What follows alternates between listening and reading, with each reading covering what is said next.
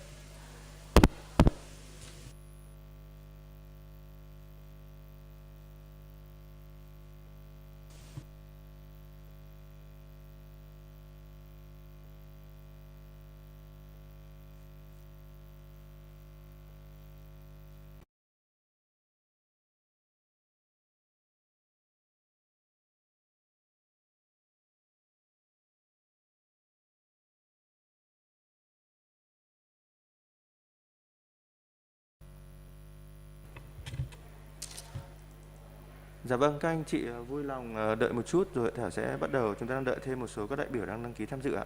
Xin chọn cảm ơn. Trong thời gian chờ đợi thì anh chị có thể sử dụng cái virtual background mà ban tổ chức đã gửi trong đoạn chat ạ.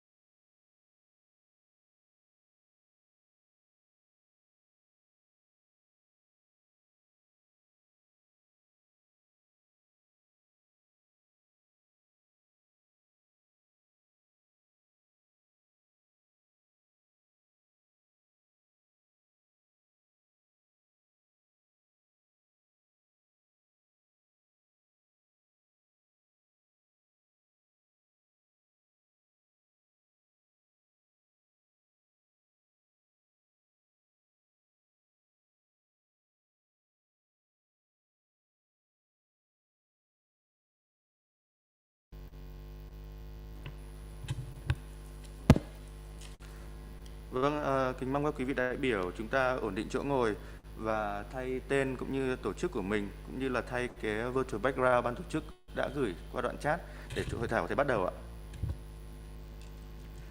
Kính thưa quý vị đại biểu và toàn thể các vị khách quý, chào mừng các quý vị đại biểu tới tham dự hội thảo thúc đẩy tái sử dụng, tái nạp trong thực hiện kinh tế tuần hoàn tại Việt Nam do Viện Chiến lược Chính sách Tài nguyên và Môi trường, Bộ Tài nguyên và Môi trường phối hợp với Tổ chức Môi trường Thái Bình Dương và Liên minh Không rác Việt Nam đồng tổ chức. Mục tiêu của hội thảo ngày hôm nay nhằm chia sẻ kinh nghiệm về thúc đẩy tái sử dụng trên thế giới, cập nhật các chính sách về kinh tế tuần hoàn tại Việt Nam và kế hoạch triển khai kinh tế tuần hoàn trong thời gian tới. Xác định các giải pháp thúc đẩy tái sử dụng trong nền kinh tế tuần hoàn tại Việt Nam. Đến dự hội thảo ngày hôm nay, tôi xin trân trọng được giới thiệu có sự có mặt của Phó Giáo sư Tiến sĩ Nguyễn Đình Thọ, Viện trưởng Viện Chiến lược Chính sách Tài nguyên và Môi trường, bà Quách Thị Xuân, điều phối viên Liên minh Không rác Việt Nam, cùng đại diện các bộ, ngành, các viện nghiên cứu, các tổ chức, các chuyên gia trong nước và quốc tế. Để bắt đầu chương trình hội thảo, trước tiên tôi xin trân trọng được kính mời Phó Giáo sư Tiến sĩ Nguyễn Đình Thọ có bài phát biểu khai mạc hội thảo ngày hôm nay. Xin trân trọng được kính mời ông.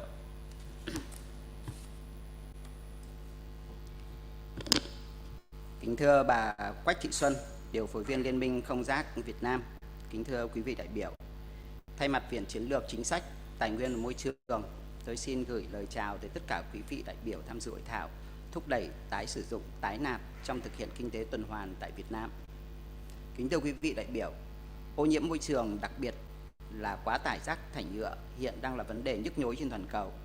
Theo báo cáo thực trạng nhựa và hành tinh của chúng ta đang chìm trong ô nhiễm nhựa của Liên Hiệp Quốc thì mỗi phút có 1 triệu chai nhựa trên thế giới được tiêu thụ.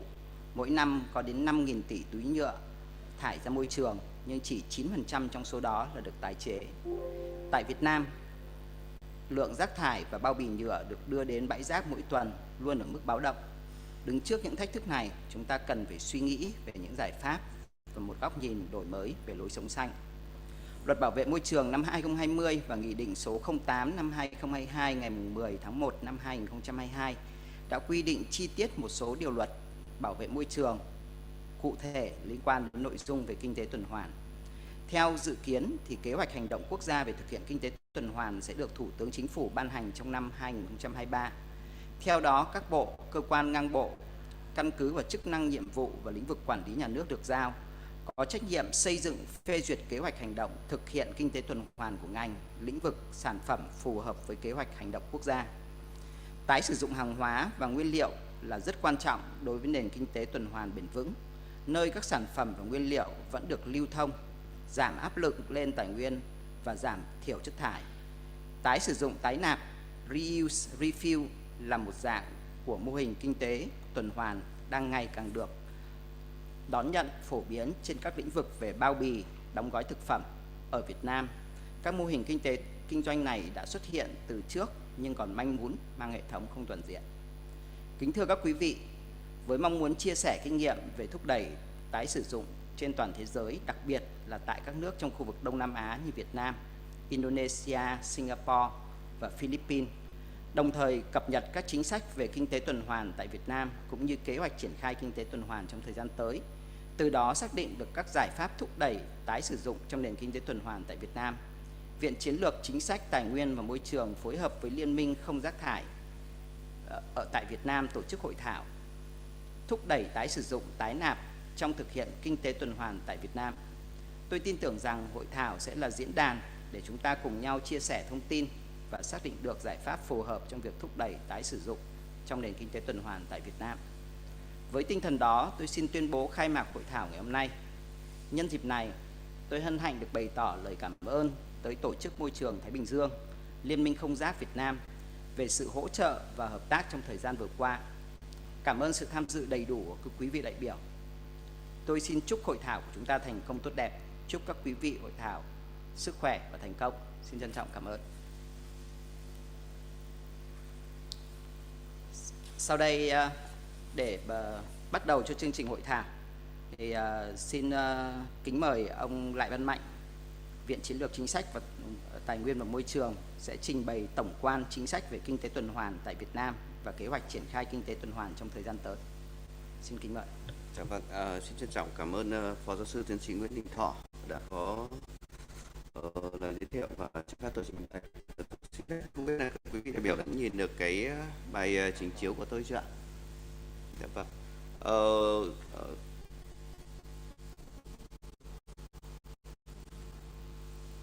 Dạ vâng, kính thưa quý vị đại biểu, thì trên cơ sở cái nội dung của hội thảo cũng như là cái đặt bài của ban tổ chức thì chúng tôi có chuẩn bị cái bài trình bày với cái nội dung khái quát về cái chính sách kinh tế tuần hoàn ở Việt Nam, và cùng với đó là sẽ đưa ra một số các cái nội dung, cái kế hoạch triển khai trong thời gian tới ở Việt Nam cho cái nội dung về kinh tế tuần hoàn như thế nào. Thì trên cơ sở cái đặt bài đó thì tôi cũng chuẩn bị một cái bài trình bày với một số các cái thông tin, bao gồm có phân tích khái quát chung về cái bối cảnh. Cái thứ hai nữa là nhìn nhận một số các cái thông tin cũng như là cái hiểu biết về kinh tế tuần hoàn.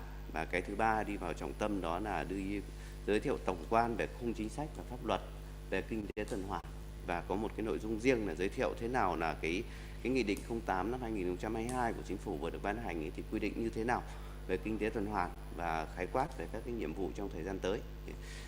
Trên cơ sở cái như vậy thì cũng như là cái bài phát biểu của Phó Giáo sư Tiến sĩ Nguyễn Đình Thọ, thì chúng ta cũng đã thấy rằng là bối cảnh thế giới hiện nay trước cái áp lực về gia tăng dân số, áp lực về thay đổi cái nhu cầu tiêu dùng, cũng như là cái ngay cả cái gần đây nhất là những cái vấn đề liên quan đến đại dịch Covid, hay là cuộc chiến tranh giữa Nga và Ukraine hiện nay cũng đang đặt ra những cái bối cảnh cho vấn đề là gia tăng của nguồn cung nguyên nhiên vật liệu. Thì rất nhiều các áp lực thì cũng đặt ra cho chúng ta là cần phải lựa chọn và tìm kiếm các cái mô hình tăng trưởng, cái mô hình phát triển mới để giải quyết cái hài hòa cái mối quan hệ giữa kinh tế với môi trường trong bối cảnh của biến đổi khí hậu, bối cảnh của đại dịch Covid và cũng như là các cái bất ổn toàn cầu.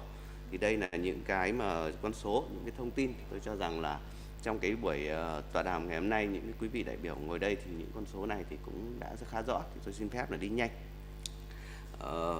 Đây là một số những cái hình ảnh mà chúng tôi cũng đã thu thập được trong cái quá trình triển khai các cái nghiên cứu, các cái nhiệm vụ, và cũng thấy được rằng là cái cùng với bối cảnh chung của toàn cầu thì Việt Nam cũng là một trong số những cái quốc gia cũng đang phải ứng phó với những cái thách thức rất là to lớn liên quan đến cái vấn đề là sử dụng các cái nguồn lực tài nguyên thiên nhiên chưa hiệu quả, liên quan đến cái việc phát sinh các cái chất ô nhiễm do các cái hoạt động sản xuất kinh doanh từ các cái khu vực khác nhau trong nền kinh tế, từ khu vực đô thị, nông thôn cho đến những cái việc là phát triển các cái ngành kinh tế như công nghiệp, như năng lượng, như y tế, nông nghiệp và các cái vấn đề khác, thì đều đặt ra rất nhiều các cái vấn đề.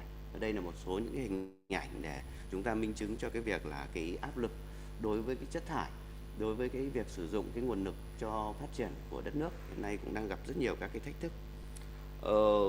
Đây là một trong số những cái con số thì tôi cũng minh chứng từ các cái kết quả nghiên cứu của các cái tổ chức quốc tế, trong đó thì có cái điều tra khảo sát của Liên minh không rác, cái kiểm toán rác chất thải năm 2019, xuất bản năm 2020 của Liên minh không rác, thì cũng đã cho thấy rằng là cái cơ cấu và cái thành phần chất thải của Việt Nam thì phần lớn thì chất thải của chúng ta thì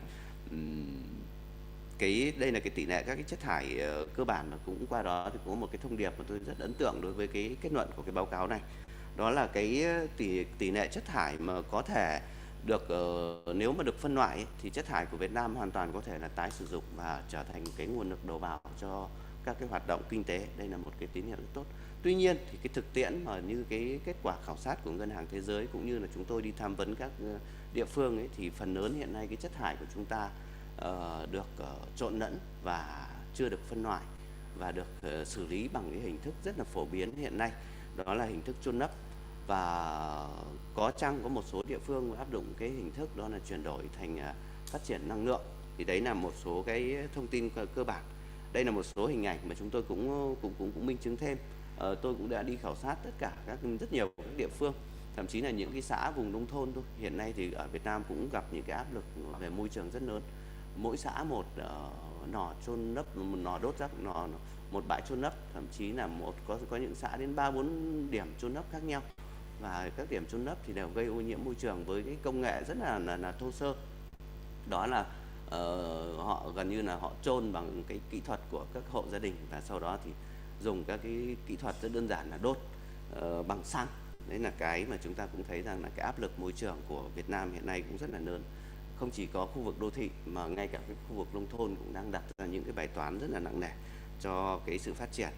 Thế thì những yếu tố nào dẫn dắt đến cái kinh tế tuần hoàn? Thì báo cáo với các quý vị đại biểu thì cái thuật ngữ kinh tế tuần hoàn thì xuất hiện ở Việt Nam thì cũng trong cái thời gian khoảng 4-5 năm gần đây thì là được nổi lên với như là một cái thuật ngữ của cái khu vực chính sách và cũng như là những cái định hướng chỉ đạo. Tuy nhiên thì cái bối cảnh mà cái sự thay đổi của công nghệ, sự xuất hiện của các cái vấn đề liên quan đến áp lực về kinh tế và những vấn đề môi trường đã tạo ra được những cái và đặc biệt là cái sự nỗ lực của các cái cộng đồng quốc tế, các nhà khoa học quốc tế để tìm ra được một cái phương pháp để giải quyết cái mối quan hệ giữa kinh tế với môi trường.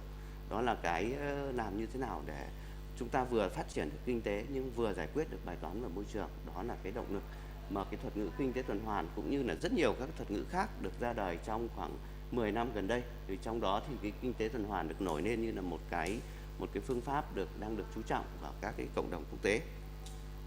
Hiện nay về cái định nghĩa kinh tế tuần hoàn ấy thì chúng tôi quá trình nghiên cứu cũng rà soát rất nhiều. Ở đây chúng tôi có trích dẫn vào đây là 3 cái định nghĩa của các cái tổ chức quốc tế, một là định nghĩa của EU, 2 là định nghĩa của tổ chức Alan MacArthur, 3 là định nghĩa ở trong cái luật kinh tế tuần hoàn của Trung Quốc và cũng có một cái định nghĩa của cái luật bảo vệ môi trường năm 2020. Thì cái luật bảo vệ môi trường 2020 được định nghĩa thì tôi quá trình phân tích thì tôi cũng nhận thấy rằng là đã được kế thừa khá là phù hợp với các định nghĩa của các chuẩn mực quốc tế, nên như là vậy thì cái luật bảo vệ môi trường 2020 định nghĩa kinh tế tuần hoàn là mô hình kinh tế mà trong đó các hoạt động thiết kế, sản xuất, tiêu dùng và dịch vụ nhằm giảm khai thác nguyên liệu, vật liệu và kéo dài vòng đời sản phẩm, hạn chế chất thải phát sinh và giảm tác động xấu đến môi trường. Đây là cái định nghĩa mà được kế thừa và được phát triển và được Việt hóa để làm thế nào để người dân có thể hiểu được cái thế nào là mô hình kinh tế tuần hoàn ở Việt Nam. Đây là các cái nguyên tắc của kinh tế tuần hoàn mà chúng tôi cũng đã kế thừa của tổ chức Alan MacArthur để làm cái tư duy trong quá trình đề xuất và xây dựng các cái văn bản chính sách pháp luật ở Việt Nam. Trong đó những cái nguyên tắc căn bản như là bảo tồn và tăng cường cái giá trị của vốn tự nhiên. Cái thứ hai nữa là nguyên tắc về tối ưu hóa cái năng suất tài nguyên ở cái mức độ lợi ích cao nhất. Và cái thứ ba là thúc đẩy cái hiệu quả toàn hệ thống. Về cái cách thức để làm thực hiện kinh tế tuần hoàn thì cũng tuân thủ theo cái hướng dẫn của tổ chức Alan MacArthur. Chúng tôi cũng có thể tiếp cận được theo cái hướng là hai cái dòng nguyên nhân vật liệu khác nhau. Dòng nguyên nhân vật liệu là các cái chất hữu cơ thì áp dụng theo cái vòng tuần hoàn hữu cơ, và các cái vòng nguyên nhân vật liệu là các cái chất vô cơ và các cái như là máy móc thiết bị và các cái công cụ dụng cụ thì áp dụng các cái phương pháp, biện pháp của kinh tế tuần hoàn theo cái nguyên lý của cái nội dung đó.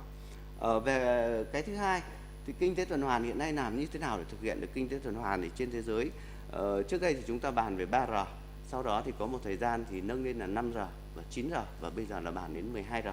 Có rất nhiều các biện pháp khác nhau để thực hiện kinh tế tuần hoàn. Tuy nhiên thì qua quá trình đúc kết thì chúng tôi cũng nhận thấy là thế giới chia làm 3 cái nhóm giải pháp khác nhau theo cái thứ tự ưu tiên. Ưu tiên thứ nhất đó là các cái biện pháp mà để hạn chế sử dụng các sản phẩm không thân thiện với môi trường, tối ưu hóa sử dụng các cái thiết bị, sản phẩm, tăng hiệu quả sản xuất, hiệu quả sử dụng tài nguyên nguyên nhân vật liệu. Đây là những cái ưu tiên đầu tiên mà kinh tế tuần hoàn sẽ hướng đến. Cái cấp độ trung gian thứ hai đó là kéo dài các cái vòng đời sản phẩm, các cái linh kiện, cấu kiện của sản phẩm. Và cấp độ cuối cùng và gần như là được xem xét ở khía cạnh là tiệm cận với cái kinh tế tuyến tính, đó là giảm phát thải thông qua các biện pháp như là tái chế chất thải, xử lý, chế biến chất thải để chuyển hóa thành nguyên nhân vật liệu có ích, ví dụ như là sử dụng để làm phân hữu cơ chẳng hạn, hoặc là thu hồi năng lượng thông qua thiêu đốt chất thải. Thì đây là những cái biện pháp là nó tiệm cận với cả kinh tế tiên tính. Qua đó thì chúng tôi cũng nhận thấy rằng là đối chiếu với Việt Nam ấy thì chúng ta đang nỗ lực ở cái tầng thấp của kinh tế tuần hoàn là đốt chất thải cũng còn là rất nhiều khó khăn. Vậy thì cũng thấy rằng là để chuyển sang kinh tế tuần hoàn thì nó cũng còn là một cái nỗ lực rất là dài với cái bối cảnh của chúng ta. Cái thứ hai nữa là liên quan đến cái lợi ích của kinh tế tuần hoàn.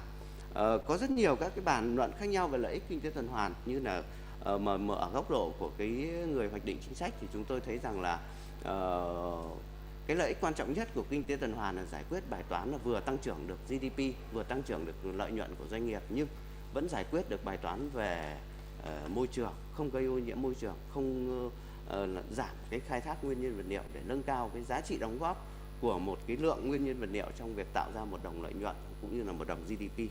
Và một cái lợi ích nữa của kinh tế tuần hoàn đó là tạo ra việc làm. Khi mà thế giới đã đồng hành chuyển mình sang kinh tế tuần hoàn thì cái bức tranh tương lai về việc làm sẽ được tạo ra. Rất nhiều các việc làm mới, ví dụ việc làm về thiết kế, về các thứ sẽ được tạo. Và ngoài ra thì một trong số những cái lợi ích gần đây nhất được nhắc đến đó là giải quyết cái bài toán về đứt gãy Alo. nguồn cung nguyên nhiên vật liệu. Vâng ạ.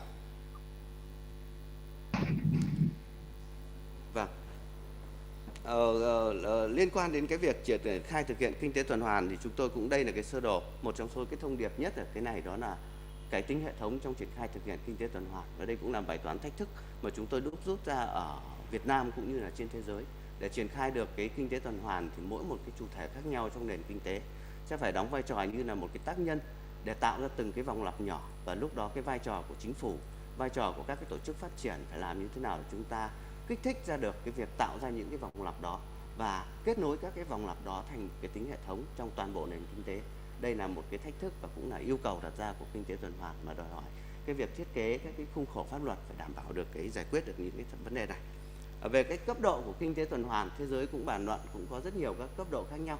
Đây là 3 cái cấp độ căn bản và cũng đã được nhiều các quốc gia, các tổ chức họ xây dựng thành các cái bộ chỉ số, các tiêu chí.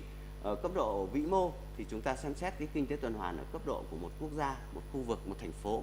Thì hiện nay thì một số, ví dụ Liên minh châu Âu đã ban hành cái bộ tiêu chí về kinh tế tuần hoàn của Liên minh châu Âu. Trung Quốc cũng đã ban hành bộ tiêu chí đánh giá kinh tế tuần hoàn của Trung Quốc ở cấp độ quốc gia và cấp độ tỉnh.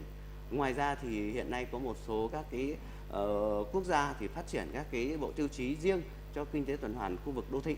Thì đây là một cái cấp độ. Cấp độ thứ hai là cấp độ trung gian, là liên quan đến cái vấn đề cộng sinh công nghiệp, là phát triển các cái khu công nghiệp tuần hoàn, các cái mô hình cộng sinh liên kết giữa công nghiệp, các cái ngành công nghiệp với nhau để hình thành ra cái mô hình cộng sinh công nghiệp.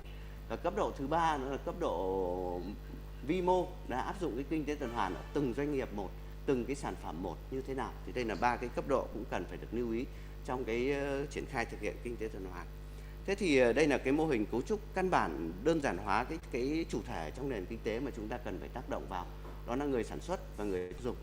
Làm thế nào để cái khu vực người sản xuất và người tiêu dùng là hai cái thực thể chính của nền kinh tế, họ thực hiện được các cái biện pháp kinh tế tuần hoàn theo những cái nguyên tắc thì chúng tôi cũng trình bày sơ ở đây. Và một trong số những cái chủ đề mà mấy hôm nay cũng bàn luận thì tôi cũng xin đưa vào đây. Cũng rất nhiều các doanh nghiệp hỏi là áp dụng kinh tế tuần hoàn như thế nào. Thế thì hiện nay trên thế giới hình thành ra một cái thuật ngữ đó là mô hình kinh doanh tuần hoàn. Mô hình kinh doanh tuần hoàn được hiểu như thế nào thì hiện nay còn rất nhiều cái tranh luận, nhưng mà theo cái cách tiếp cận của chúng tôi thì đây là những cái mô hình được áp dụng ở cấp độ vĩ mô để các cái doanh nghiệp cùng nhau tư duy lại, để tìm ra mỗi một doanh nghiệp, mỗi một ngày ở các ngành nghề khác nhau tìm ra những cái cơ hội để đóng các cái vòng lặp thông qua áp dụng các cái biện pháp của kinh tế tuần hoàn, thông qua việc vận dụng cái việc đổi mới sáng tạo, vận dụng các cái thành tựu của khoa học công nghệ và cái quy định pháp luật hiện nay để áp dụng như thế nào cho nó phù hợp với cả cái hoàn cảnh của từng doanh nghiệp một. Đây là những cái thông điệp căn bản liên quan đến cái vấn đề về kinh tế tuần hoàn tôi cũng xin trình bày ở đây. Trên cơ sở cái việc áp dụng kinh tế tuần hoàn đó, các cái doanh nghiệp hoàn toàn có thể linh hoạt hình thành ra những cái mô hình kinh doanh khác nhau để triển khai các cái thực hiện các cái sáng kiến của kinh tế tuần hoàn, ví dụ như là thiết kế tuần hoàn, ví dụ các cái mô hình sử dụng tối ưu hoặc là áp dụng trong từng lĩnh vực hay những khác nhau. Vâng, đây là cái mô hình mà đã được đúc rút liên quan đến các cái mô hình kinh tế tuần hoàn. Có lẽ rằng là cái reuse và refin mà sẽ bàn luận sau đây cũng sẽ là một những cái dạng của mô hình kinh doanh tuần hoàn mà chúng ta cần phải khuyến khích trong cái thời gian tới. Sang đến cái phần tiếp theo mà tôi cũng xin phép được trình bày, đó là cái khung chính sách pháp luật của Việt Nam liên quan đến triển khai thực hiện kinh tế tuần hoàn. Thì kính thưa các quý vị đại biểu, thì kể từ năm 2019 thì Viện Chiến lược Chính sách Tài nguyên và Môi trường được giao là cái đầu mối của Bộ để triển khai nghiên cứu đề xuất các cái nội dung về quản lý tài nguyên, bảo vệ môi trường và ứng phó với biến đổi khí hậu, cũng như là được giao thêm một cái chuyên đề về nghiên cứu về cái kinh tế tuần hoàn trong đề xuất cho cái chiến lược phát triển. Và tiếp đó thì chúng tôi cũng được giao làm cái đầu mối trong việc nghiên cứu đề xuất các cái công cụ kinh tế và nguồn lực trong bảo vệ môi trường. Thì trong đó thì cái nội dung kinh tế tuần hoàn cũng là cái nội dung mà được chúng tôi nghiên cứu và kết nối các chuyên gia, các tổ chức để đề xuất. Thì trong cái quá trình đó thì chúng tôi nhận được rất nhiều các cái sự hỗ trợ của các cái tổ chức quốc tế, các cái nhà khoa học đã hỗ trợ chúng tôi rất nhiều. Chúng tôi cũng xin trân trọng cảm ơn các quý vị đại biểu.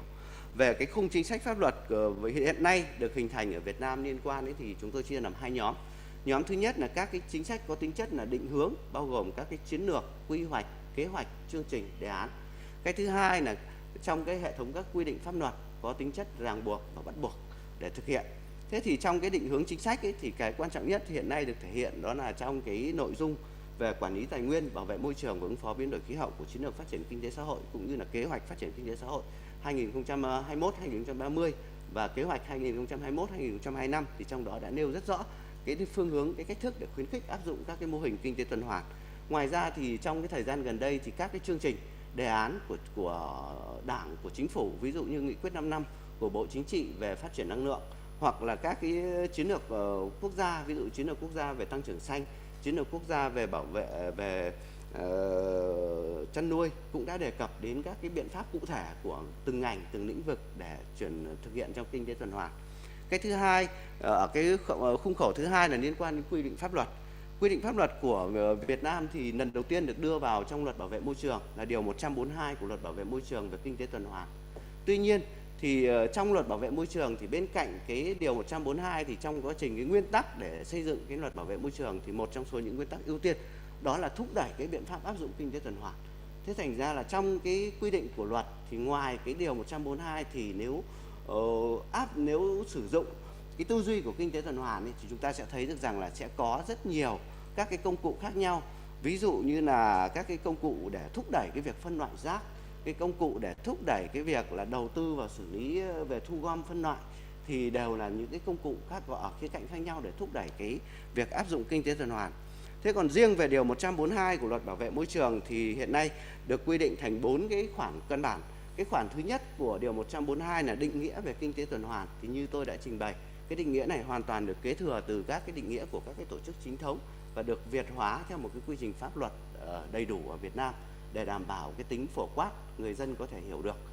Cái thứ hai đó là cái quy định liên quan đến trách nhiệm của các bộ, cơ quan ngang bộ trong việc lồng ghép cái việc áp dụng kinh tế tuần hoàn vào trong các chiến lược, quy hoạch, kế hoạch, chương trình, đề án. Và trong cái quá trình ấy chúng tôi cũng cho rằng là cái trọng tâm của kinh tế tuần hoàn là thiết kế. Việc xây dựng ra một cái chương trình, kế hoạch, chương trình, đề án phát triển của một quốc gia hay một vùng hay một ngành, bản chất nó cũng là việc chúng ta thiết kế cái tương lai của đất nước, tương lai của ngành của chúng ta. Vì vậy cũng cần phải đưa được cái quy định là lồng ghép cái biện pháp của kinh tế tuần hoàn vào trong các cái CQK này. Cái thứ hai là quy định về trách nhiệm của các cái doanh nghiệp, các cái cơ sở sản xuất kinh doanh trong việc áp dụng các biện pháp giảm thiểu sử dụng hiệu quả tài nguyên, giảm thiểu chất thải theo cái nguyên tắc của kinh tế tuần hoàn. Và cái thứ ba thì do kinh tế tuần hoàn là vấn đề mới và cũng là vấn đề đa ngành, đa lĩnh vực, thế thành ra là luật cũng mở ra là giao cho chính phủ xây dựng cái tiêu chí, lộ trình và cái cơ chế khuyến khích thực hiện kinh tế tuần hoàn. Đây là cái cơ sở mà để năm 2021-22 vừa rồi thì là Viện tiếp tục được giao là cùng với cả Bộ Tài nguyên và Môi trường và các cái cơ quan, các bộ ngành, các nhà khoa học để đề xuất cái quy định về tiêu chí, lộ trình và cơ chế khuyến khích để áp dụng kinh tế tuần hoàn ở Việt Nam. Thì đây là một số những cái thông số cụ thể, những cái văn bản mà tôi trích dẫn vào đây, thì tôi xin phép là sẽ không trình bày cụ thể các cái tên các cái văn bản, các cái chiến lược. Và đây là cái quy định của trong điều 142 về kinh tế tuần hoàn. Tôi cũng xin có một cái nhấn mạnh. Hiện nay có một số cái tranh luận là hoặc thậm chí có một số các cái diễn giả ở Việt Nam đưa ra những cái định nghĩa khác về kinh tế tuần hoàn, thì có thể là tùy theo cái góc nhìn và quan điểm khác nhau thôi. Nhưng mà dưới cái góc nhìn của chúng tôi thì tôi cho rằng đây là cái định nghĩa là khá là hoàn hảo, và đến thời điểm này là nó phù hợp với cả cái chuẩn mực của các cái tổ chức quốc tế. Đặc biệt là chúng ta nhấn mạnh là không chỉ nhìn mức độ chất thải đâu, mà trong cái định nghĩa này có một cái hàm ý rất rõ, đây là mô hình kinh tế. Ý nghĩa của mô hình kinh tế rất rộng, nó bao gồm có thể nhìn nhận là mô hình kinh tế ở cấp độ vĩ mô hình ở từng doanh nghiệp một, chứ không phải là nó chỉ là tập trung vào chất thải như một số cái ý kiến. Và ngoài ra là một số cái quy định liên quan đến đấy thì tôi cũng đã trình bày rồi.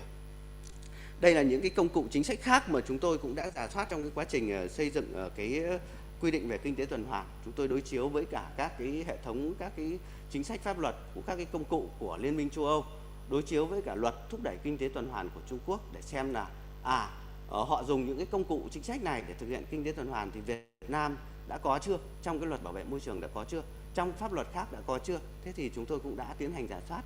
Có lẽ là cái bản rà soát này của chúng tôi cũng phải tầm 4-50 trang Tuy nhiên thì tôi tóm tắt vào đây cũng thấy được rằng là nhìn nhận từ cái giai đoạn khai thác tài nguyên cho đến giai đoạn sản xuất, giai đoạn phân phối, giai đoạn tiêu dùng, thải bỏ và chuyển chất thải thành tài nguyên, thì trong cái hệ thống pháp luật về bảo vệ môi trường đều tồn tại tất cả những cái công cụ mang tính chất mệnh lệnh hành chính, các cái công cụ kinh tế dựa vào thị trường để khuyến khích thay đổi hành vi, và các cái công cụ mang tính chất tuyên truyền giáo dục. Thì ở mỗi mắt xích đó của cái quá trình truyền tải từ tài nguyên đến quá trình phân phối, tiêu dùng, thải bỏ thì đều tồn tại các cái công cụ chính sách có vai trò thúc đẩy để thực hiện kinh tế tuần hoàn ở Việt Nam.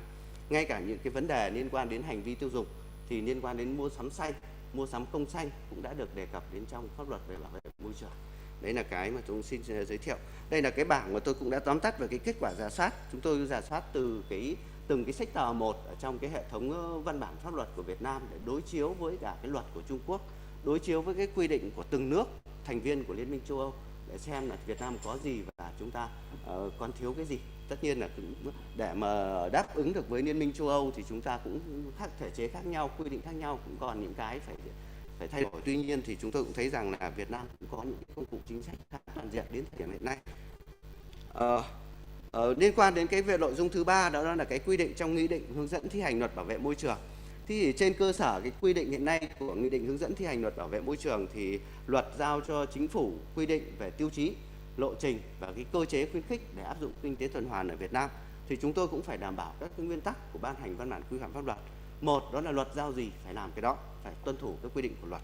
Cái thứ hai, cái việc quy định của áp dụng kinh tế tuần hoàn phải đảm bảo cái tính đồng bộ của pháp luật, đồng bộ với các cái quy định khác của luật bảo vệ môi trường, đồng bộ giữa luật bảo vệ môi trường với cả các luật chuyên ngành khác, ví dụ như luật đầu tư, luật thuế giá trị gia tăng hay luật thuế thu nhập doanh nghiệp hay luật khác, pháp luật khác có liên quan thì phải đảm bảo cái tính đồng bộ. Cái thứ hai là đảm bảo tính toàn diện và hệ thống. Tính toàn diện hệ thống ở đây được thể hiện như thế nào? Thể hiện đầy đủ được cái tính chất của ở cái mô hình cấp độ vĩ mô, cấp độ trung gian, cấp độ cơ sở sản xuất kinh doanh để hướng dẫn cho các cái chủ thể áp dụng. Cái thứ ba đó là phải tạo ra được cái động lực để thực hiện kinh tế tuần hoàn trên cái nguyên tắc của kinh tế thị trường. Đó là phải sử dụng cái bàn tay của thị trường để thúc đẩy cái việc áp dụng kinh tế tuần hoàn là trọng chính.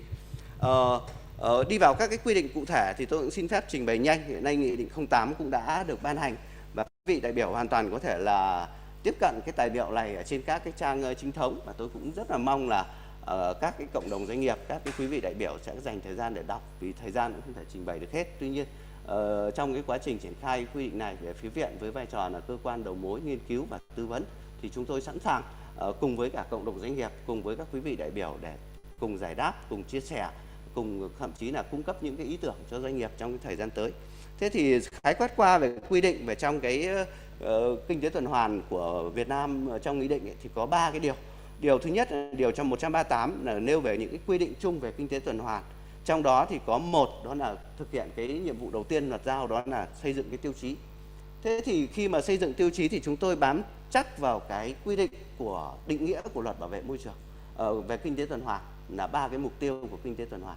Và cũng có lúc đầu cũng đặt ra là ban hành các cái tiêu chí cụ thể, các cái chỉ tiêu cụ thể. Tuy nhiên thì cái kinh tế tuần hoàn rất là đa dạng.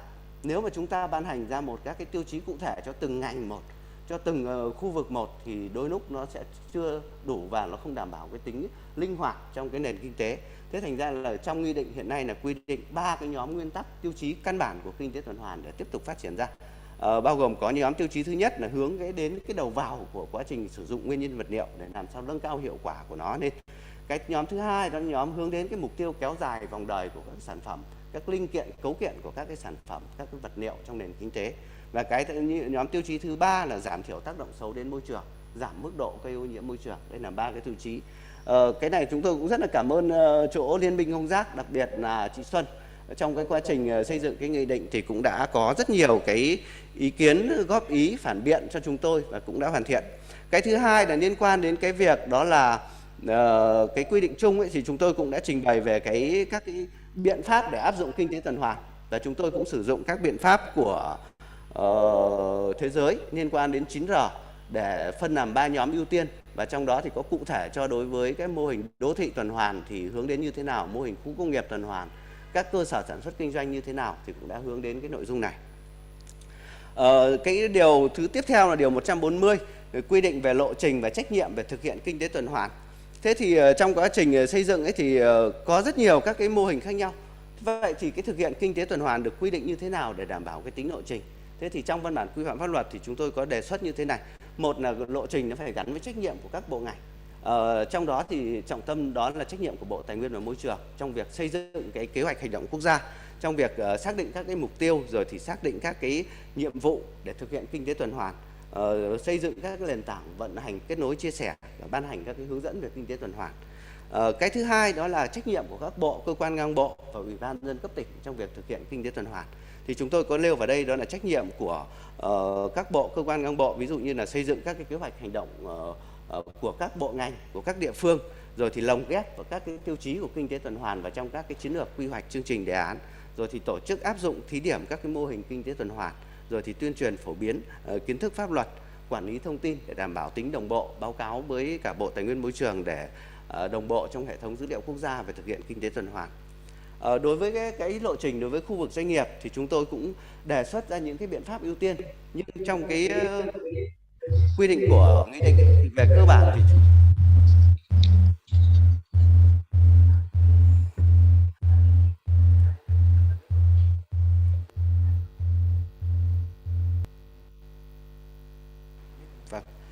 đối với cái đối tượng mà xin lỗi các quý vị đại biểu, đối với cái đối tượng mà trọng tâm hiện nay đó là với cái doanh nghiệp.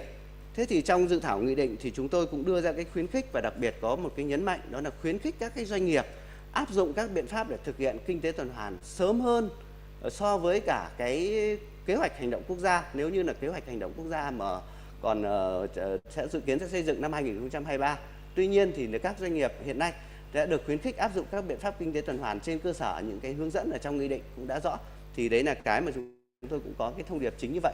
Thế còn cụ thể các cái doanh nghiệp áp dụng vào trong lĩnh vực đô thị, trong lĩnh vực khu công nghiệp, trong lĩnh vực sản xuất kinh doanh của từng ngành nghề một như thế nào để đảm bảo thực hiện kinh tế tuần hoàn thì trong nghị định cũng đã có các biện pháp hướng dẫn. Ở phía Viện cũng sẵn sàng là sẽ ngồi cùng với cả cộng đồng doanh nghiệp, các quý vị đại biểu để tiếp tục nghiên cứu và hoàn thiện. Ví dụ như hôm qua chúng tôi cũng đã ngồi với cả chỗ 3 hiệp hội giấy, nhựa và dệt may để tư vấn về cái cách thức để thực hiện kinh tế tuần hoàn.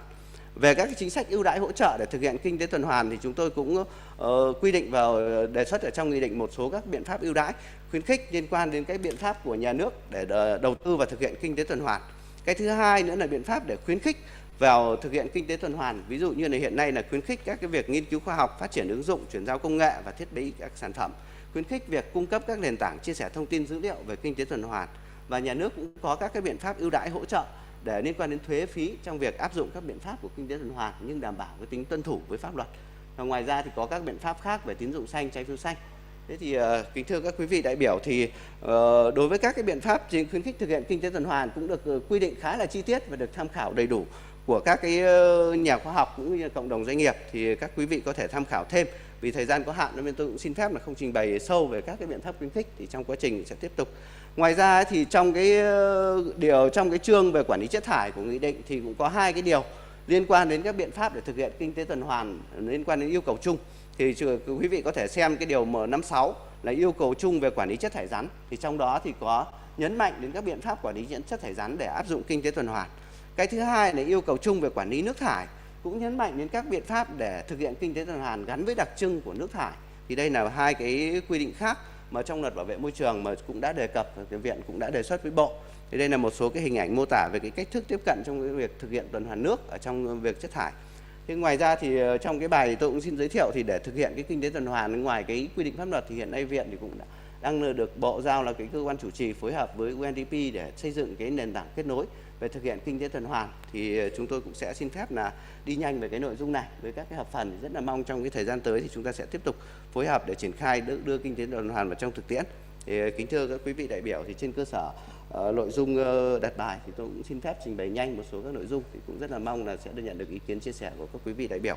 Xin hết ạ. Kính thưa tất cả các quý vị đại biểu, chúng ta đã nghe ông Lại Văn Mạnh trình bày về cái chính sách về kinh tế tuần hoàn của Việt Nam trong thời gian tới. Đặc biệt là hiện nay Viện Chiến lược Chính sách Tài nguyên Môi trường đang chuẩn bị kế hoạch hành động quốc gia để Thủ tướng ban hành vào năm 2023. Chúng tôi rất mong muốn được nghe ý kiến của các quý vị đại biểu liên quan tới các nội dung về tái sử dụng và tái nạp như thế nào để có thể huy động được sự tham gia của khu vực tư nhân. Sau đây xin trân trọng kính mời bà Darina Maulana Uvin đến từ Indonesia. Xin trân trọng kính mời.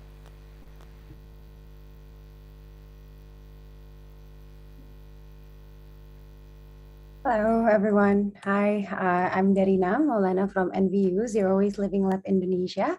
And I'm here with my colleague from Zero Waste Living Lab Indonesia too, Mas Tauhid. Hi everyone. Good morning. Morning. And so, yeah, as for today, we're going to present about Zero Waste Living Lab. And I would like to share my screen.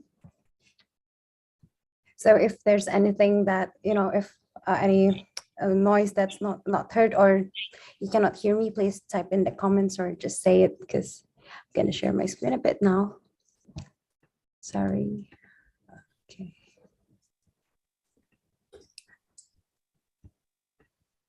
Okay, I hope that you guys are seeing my screen.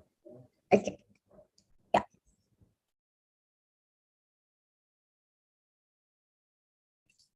Yeah, you're still on mute. Everyone, ladies and gentlemen.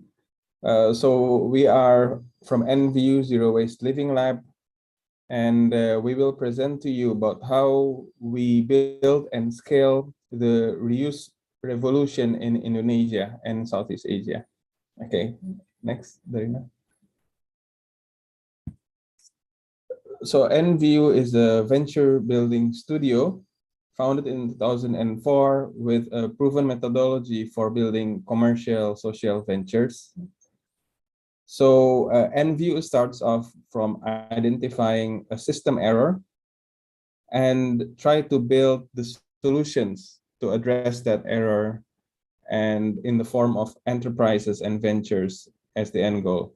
So we have been building and growing social and sustainable ventures from 5 global offices in Kenya, India, Chile, Indonesia, Netherlands, and recently Malaysia. Okay, next, Darina. Yeah, so this is a map to see where we are at the moment and what kind of programs we run.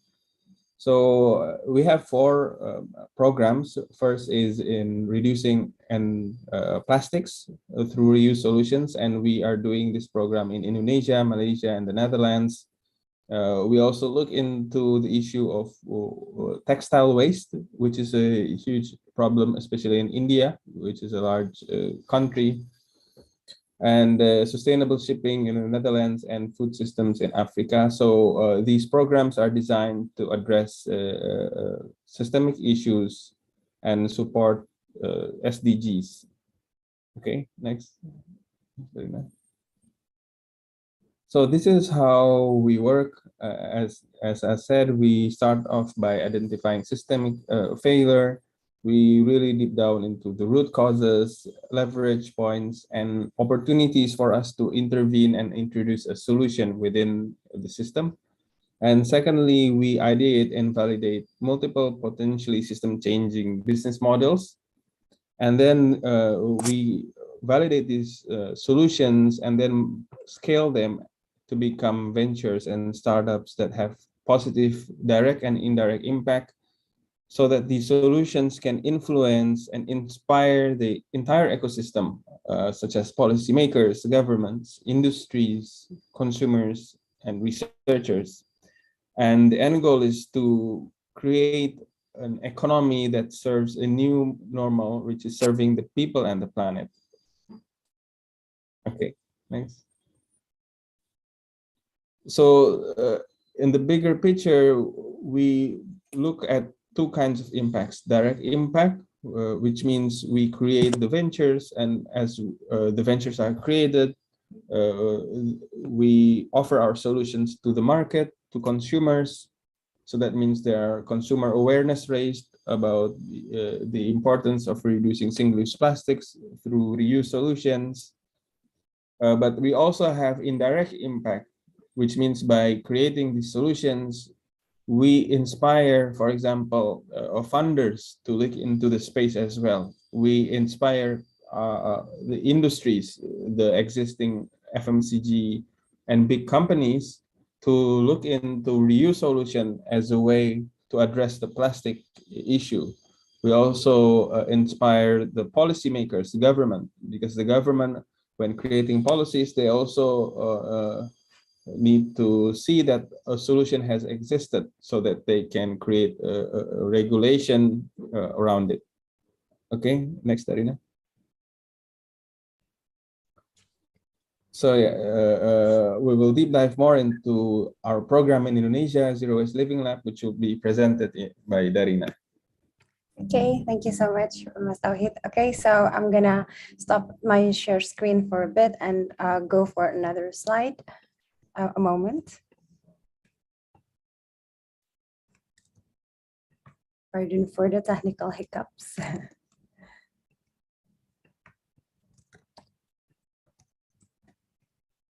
Okay, so share again my screen here.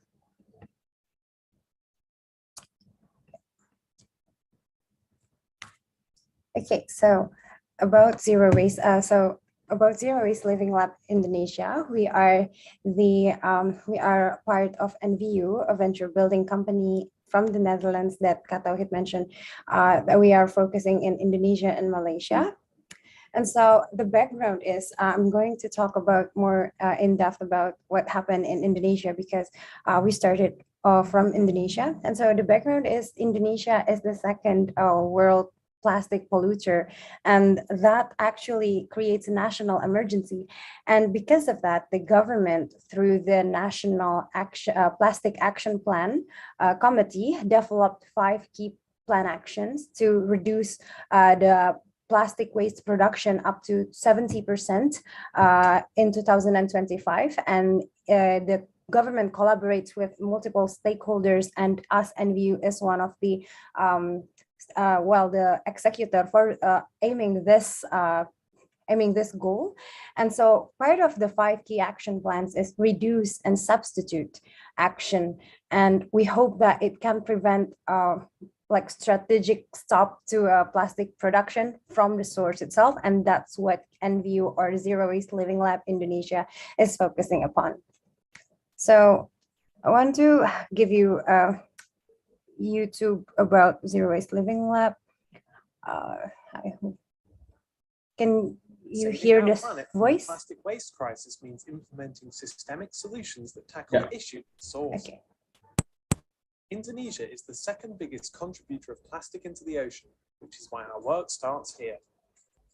At the Zero Waste Living Lab, we build impact-driven ventures that eliminate single-use plastic packaging through reuse and refill models. Our mission is to overturn the traditional linear make, use, dispose model and transform it into a circular one that benefits both people and planet. Look at Econesia, the one-stop shop solution to free the hospitality and retail industry from single-use plastics. In 2020 alone, it has saved more than 2 million plastic bottles by providing the hospitality sector with a full-service water purification system, saving them plastics and costs. Our reuse venture CoinPack, which offers a circular alternative to plastic sachets, shows that circularity is both feasible and efficient across all income levels. New models like these are contributing to Indonesia's rapid development as a sustainable showcase nation, with a circular economy and new opportunities for its people. We strive to inspire large-scale change by leveraging local and global partnerships to bring our reuse solutions to scale. By building radically new delivery models and rethinking supply chains, we are facilitating cross-sector stakeholder involvement for true systemic change. Together, we can enable a radically more sustainable consumption paradigm and pave the way for a future where circularity is at the heart of the economy. Become part of the solution and join the reuse revolution. Okay, that's a bit about Zero Waste Living Lab and what we do. So our mission and approach is by venture building. So the solutions that we want to give to the market is through venture building for companies that's focusing on stopping the plastic waste at its source. And the venture building itself has three main strategies, which is scaling the impact and then replicating to make the business efficient, and also ideating, of course, with the local context with the local entrepreneurs. So this is how we do it. And currently, we are, as I mentioned, the ventures that we are building are focusing mostly on stopping the plastic waste in in the two sectors that's very polluting in terms of plastic waste. First is the house care and personal care products, like for your soap, detergents, and like that in your household. And the second one is the food and beverage industry plastic waste. And so these are the companies or ventures that Zero Waste Living Lab are venturing. We have 5 currently ongoing, and then 6 currently ongoing, and then 1 that's not yet validated for the current market, and we have 1 that has been in a finalized goal with the local entrepreneur. And so for the first one, Coin Pack and Kiosk, this is actually both are tackling fast-moving consumer goods, or what we call it FMCG products, like the house care and personal care products. Coin Pack is the reuse system of the packaging, and then for Kiosk, it's a refill solution. And then there's Econesia, which is the substitute of mineral water. So it's a circular water solution. And then for Sustaination is a platform for sustainable products e-commerce. And then Alas is for the food and beverage container reuse system, as well as Kapkita is for the beverage focus reuse system for for the cups. And then these are the 5 ventures that currently ongoing. And then I wanna take a zoom in focus on one of the ventures learning on how we establish a zero waste solution. And so for kiosk is what I mentioned, focusing on refill solution. The refill solution that kiosk focus is to make the daily products refillable with machines. And then for kiosk itself, it provides refillable FMCG products, right? So where it marries all the stakeholders within the supply chain of your favorite product, say your soap, then all of the supply chain, that's what kiosk is working with. Like with the FMCG, we directly work with the factory that produce it and take their product and then put it in our refill machines. And then after it's from the factory, it goes to the retail, right, to be sold to the customers. And then so kiosk is located in the retail store. So we also have to cater the retail requirements. And also for the consumer, which is the end consumer, then we have to cater our end customers to make them convenient to buy our product. And so these 3, like in terms of like venturing, what we learned from kiosk is that it took a lot of stakeholders to cater to, but then the main thing is that to make all 3 stakeholder work is that we truly built the solution with them. So we really see what are their pain points and how we can make it better, and then make a common ground, because of course we cannot always like comply with all of the requirements, but like have the common ground of all 3, and then the quality is needed to be preserved. Like green solution, like reuse solution needs to be in a prime state so it can compete with the current single-use plastic one. And so talking about quality, this is also like one of our biggest like finding in terms of like challenge, but then this is something we see this challenge also as an opportunity. Like if we can manage to like win in this, not win, like we can have the efficient procedure for how we can give the best quality, then it can be the biggest unique selling point of the venture. So that's what we learned when we venture. Like this is one of the example of how we ventured a reuse refill solution in Indonesia through kiosks.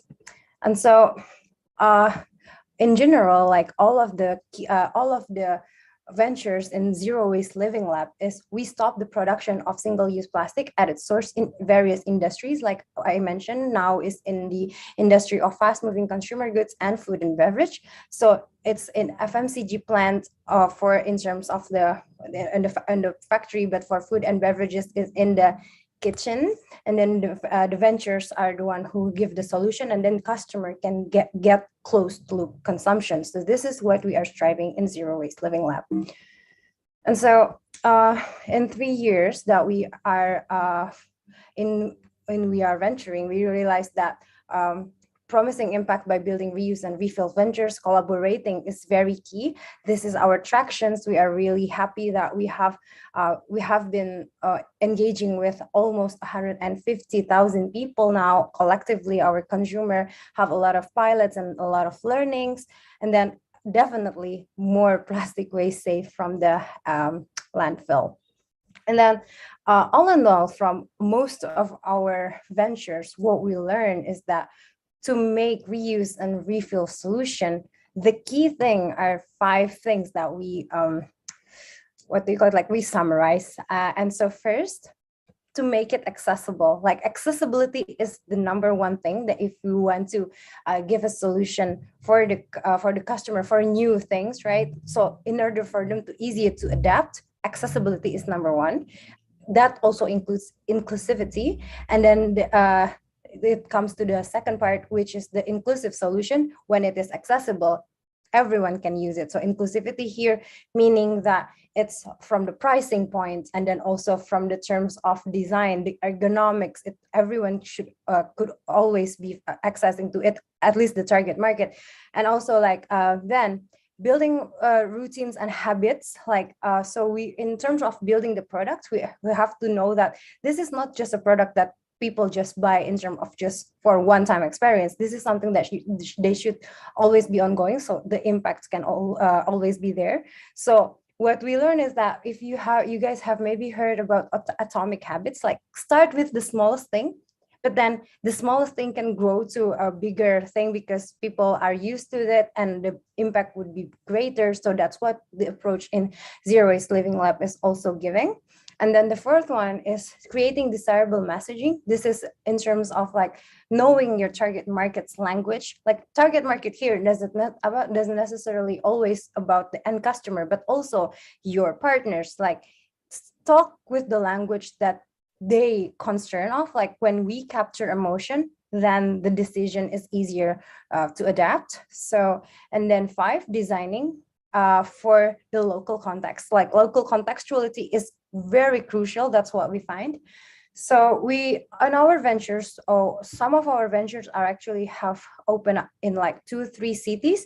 Like although it's close nearby, but apparently in each city there are like different culture and different contexts. So local context is very important for when we want to give this approach. And these 5 things are the very key elements that if our venture wants to have a scale up or a new product, this 5 things is what we use as like a benchmark for move forward.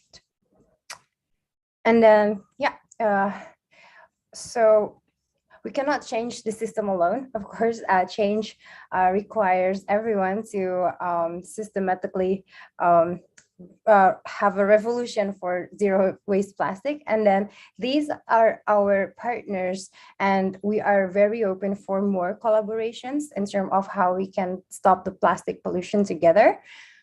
And so we are aiming to make zero waste the new normal possible together. That is from us, Zero Waste Living Lab.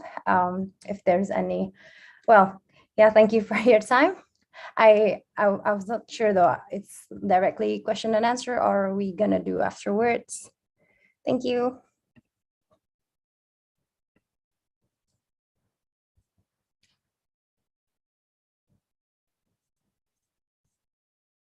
So are we going to do the Q&A or it's later?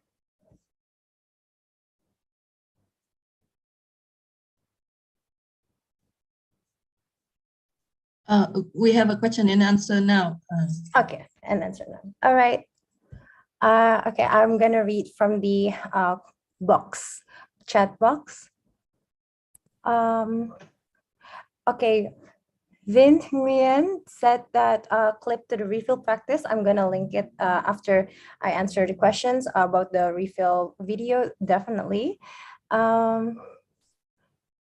What difficulties to introduce refill system? Do customers willing to use the system, from Kim? So I'm going to answer for that because it's regarding the refill solution. The challenges when we introduce the refill system is that, well, since it's a very technological based system, like refill is, we are using tech.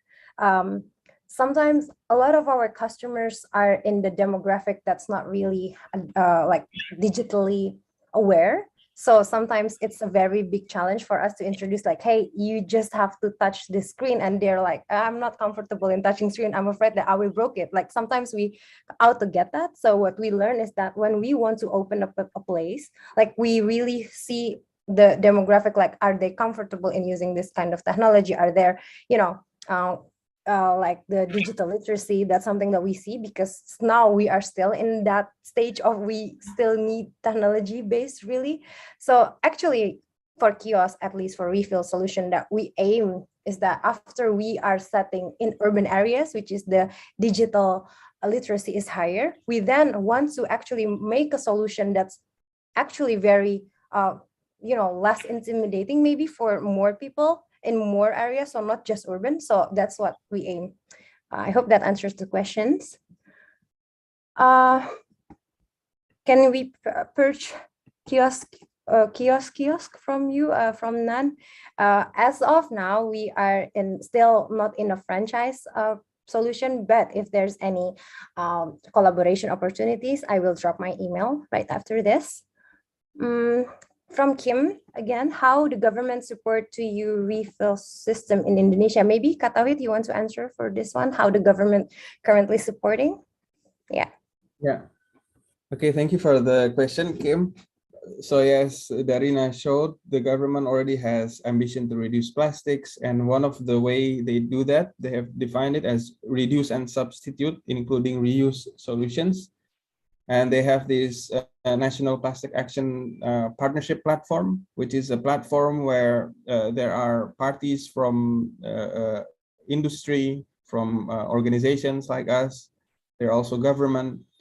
So it's a place where we can connect and collaborate. For example, from that platform, we did collaboration with another organization to offer reuse system in their place. And the government, through this platform, plays a key role in enabling collaboration, and also making advocacy in policy.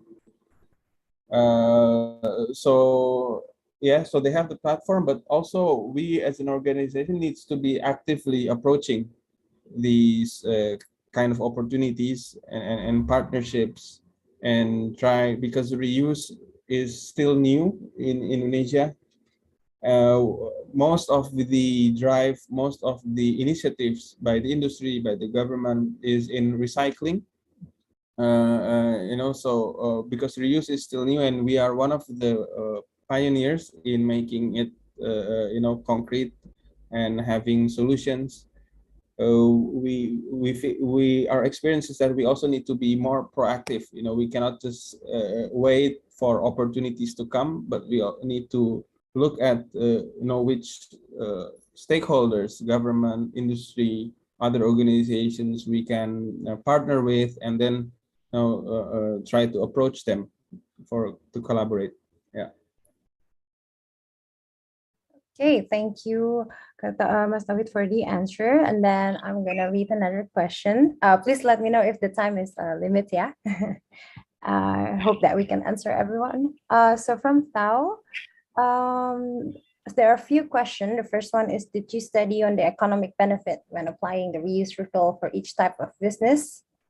For that, of course, before we pilot our projects, for what NVU or Zero Waste Living Lab are doing, we do some of course the market research and also the cost and benefit. But mostly why we then go for it for the reuse and refill, we actually do it like since we are working with multiple stakeholders, so we make the other stakeholder also like the key drivers, so that's also like in their solution. So we are not alone in that case. The cost is also spread. So that's why we can start with we can start with not of a big engine from just ourselves, but from everyone else. Like this, in this term, like what we do is that we ask the FMCG or the factory themselves to work with us.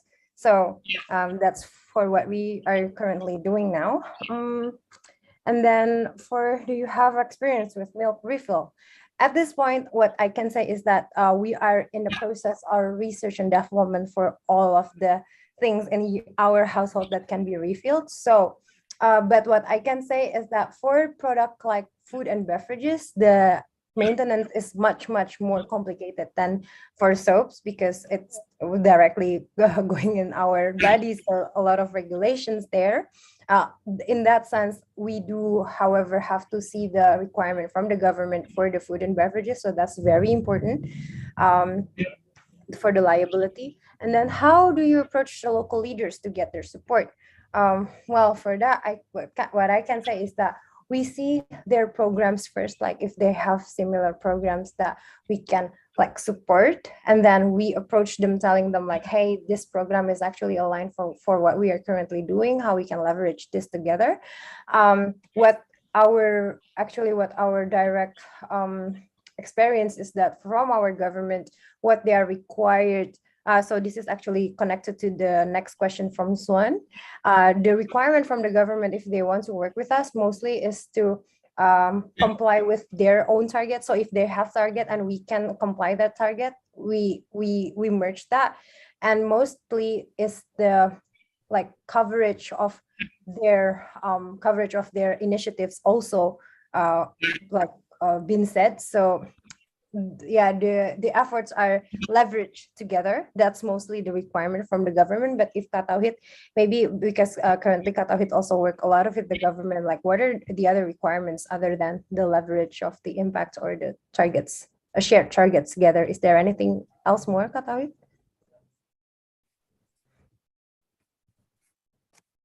Sorry, can you repeat the question? Yeah, the question is, so from the government, like if the government want to support us, like as the venture building, like is there any requirement from them other than they ask for like shared report or shared targets or shared leverage? Is there anything else that they usually requested? Okay. Yeah, requirements, what kind of requirements? Well, no, because yeah, it's still again a new solution in Indonesia. So there is no standards or regulations yet in place. But so in fact, we are collaborating with the government to enable these standards to exist. Is if the standards exist and acknowledged, endorsed by the government, then it will also create confidence by the industry and businesses to adopt new solutions. So yeah, I think there's no requirements as such in the sense that we have to comply with the regulations or any regulations. Yeah, we don't exist that, but maybe you can add that, Yeah. Okay. Yeah. Same as what Kalo had mentioned, that we actually the government did not have any like specific requirement because reuse is not something that they have regulate yet. But like what we see is that if whether they join it voluntarily or not, most of the government that we work with join voluntarily because they are actually in the need for having the plastic reduction target as their own target, and then we tell them like, hey, we can actually help you, but then you have to work together with us. So it's like yeah, this thing is what I mentioned about like understanding their pain point also. So like it's really important for if we want to talk to the government, we also understand like what are their objectives and how can we support that. I think that's for the government part. Then yeah. Okay. And then from Evergreen Labs, Kate, do you have any problem with logistics costs with refill or reuse business models? Of course, well, what I can say is that I'm not gonna sugarcoat it. Like this is a new supply chain that we are currently building. So of course there are challenges, but we see this what I mentioned. We see this actually as a great opportunity. So if we can solve this challenge and we can find the most effective way to make the supply chain circular, then that's going to be a very key, like a strong point for our ventures to move forward. But again, like about logistic and cost, that's something that can actually be discussed and distributed. The what you call it, like the cost, that's something that can be distributed also with the stakeholder, as I mentioned. So when you work with the stakeholder, what we do now is that we share the responsibility also with them, like in terms of, hey, you're a producer, you have the responsibility to reduce plastic, we can help you, but then you kind of have to help us with the logistic stuff. Like that's something that what we kind of approach, because we are very hands-on and very like we are very ground up from the factory themselves. Like so that in that sense, again, with the shared objectives. But yeah, shared responsibility is something that I think from us is also a key message, that if we want to collaborate with others. I hope that answers. Maybe Katawit have something to add from that. Yeah, so yeah, I would add that yeah, of course, cost, particularly cost in the beginning, and just like other businesses, it will become better as the scale grows. So you have economies of scale and your logistics cost to be more efficient. So yeah, the key for us is to at first validate the customers, the market for our unique solutions, and yeah, find a market that can enable the solutions to grow and scale, so that when it scales, we can become more efficient in the cost, including logistics, either making it efficient internally, or for example, what we do now for one of our venture alas is to partner with other third-party logistics, or also asking the reverse logistics cost, the pickup cost, to be paid by the customer, because it's an added service where we pick up the reusable packaging from their home, for example. Okay, so yeah, it's actually very nice that at least for now, a lot of other industries are also in a support for this cause, because I think plastic waste problem, or in terms of environment, it is a very emerging thing for everyone. So that's something that we can leverage. So next question from Fund. What solutions can help organizations and individuals with more flexibility to be able to better adapt plastic waste management? So what I can say for this is actually for both organization and individuals, change cannot be done just like over one night or like one time only. So that's a very gradual thing to do. And in terms of making it very gradual, we really have to start with small things. So people think that they don't do a lot of efforts to that, because if they do a lot of efforts, then it's not going to be, people not, if it's too much hassle, they won't do it again for the second time. So what we do, at least now in NVU Zero Waste Living Lab, how we even partner with the producer is to find the producers or the products that the customers actually already familiar with. So it is, in an ideal world, we should be like giving a reuse solution or refill solution for like literally sustainable products, say like organics product. So that would be very ideal, right? Like the product itself is safe for the environmental, and then well, everything is green. But then again, the thing is, the customers, not all of our like major customers know organic products or can buy actually organics products, because it is much more expensive, right? So what we do is actually we work with the most common products that is in the market that the customers actually use, although that's not really idealistic, but that now we can sell the products that they know in just a very slight change, and then they don't really think about like it's a hassle or anything, because then now a lot of our customers actually think that refill and reuse actually much more like cheaper. So the mindset itself, I think, like I mentioned, atomic habit, it's a really way to go in terms of like building habit. So I think that's my take. Kak Tauhid, maybe any addition regarding that? Definitely, as Dana said, build solution that is convenient and accessible for consumers. And also, we try to work with other organizations. For example, we are working with one organization that has been combating single-use plastic for years, to do a campaign to the public to raise awareness of what reuse solution is. And we also try to work with the government to tap into their networks, to also do joint pilots with them, so they can also see how a reuse solution can offer a real waste prevention, a plastic prevention, when being offered to the community, to the public. And yeah, so I think again, build solutions that is convenient for everyone, and also educate people about what reuse solution is. Okay, thank you, Pak Tauhid. And then from last question from Kim, I think this is the last question. Any plan to replicate the reuse refill in the future, and how to mobilize government, industries, and customers to actively participate in the program? For the first question, any plan to replicate? Of course, as we in NVU have the pillars of making the solution scaled up, because we believe in inclusivity. I mean, the more people are doing it, the more it become a habit, and then the impact would be in a much greater scale.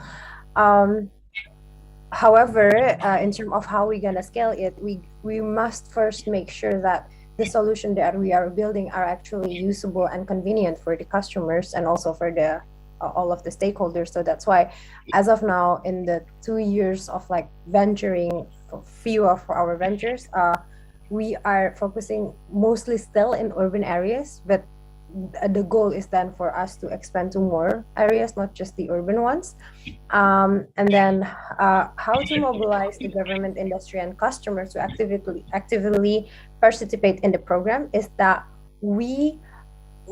of course, we first came in with them with the narrative of, hey, let's save the planet together, solve the plastic waste together. That's the first narrative that we talk to them.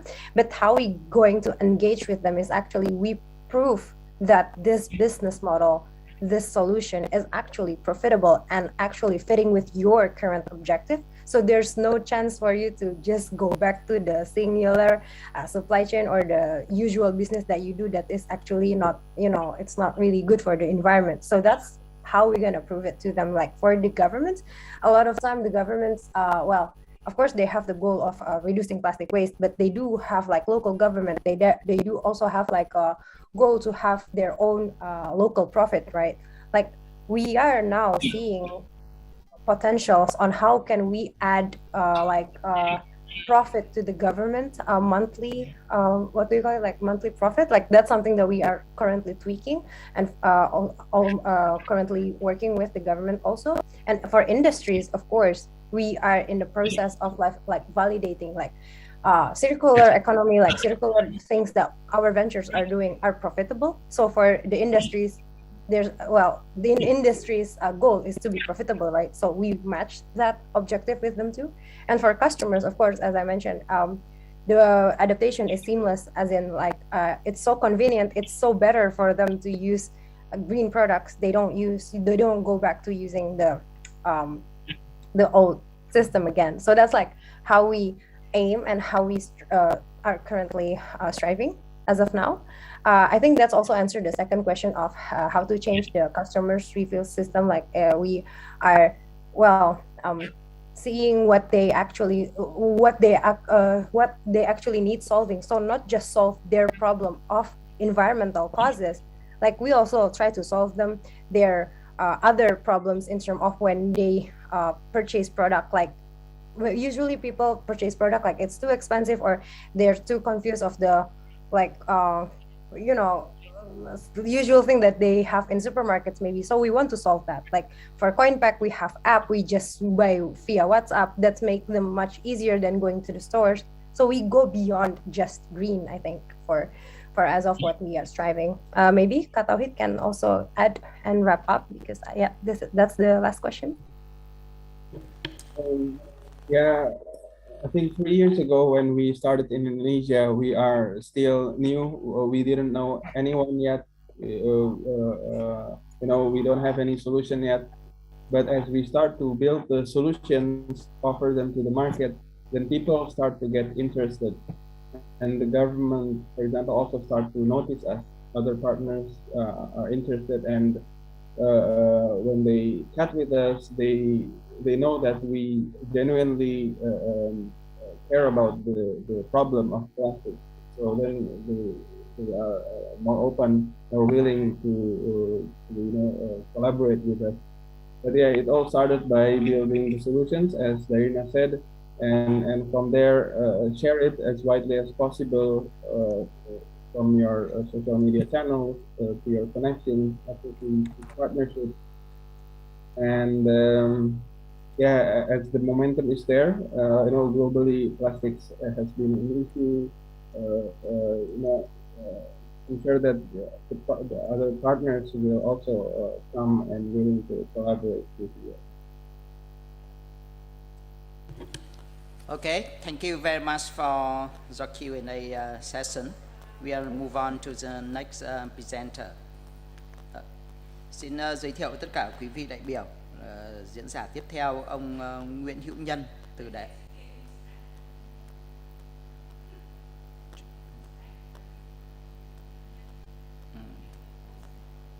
Okay, before the Mr. Nhân will present the model on refuel and reuse in Vietnam, the difficulty and the proposal for policy implication. We invite all of you to be turn on your camera so that we can take a photo section for the conference today. Okay, please everyone, turn on your camera.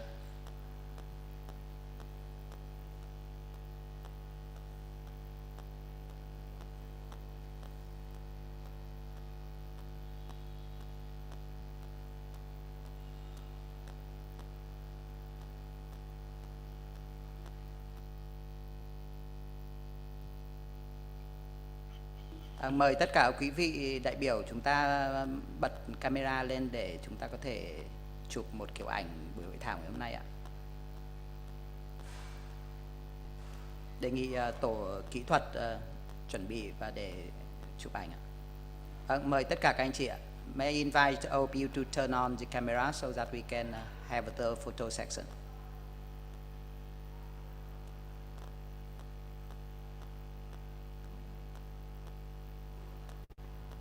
Okay, thank you everyone. Okay, we move on to the next presentation of Mr. Nguyễn Hữu Nhân from MIT University, presenting a model on refuel and reuse in Vietnam, the difficulty and the policy implication. Yes, thank you. Thank you very much. Hello, everybody.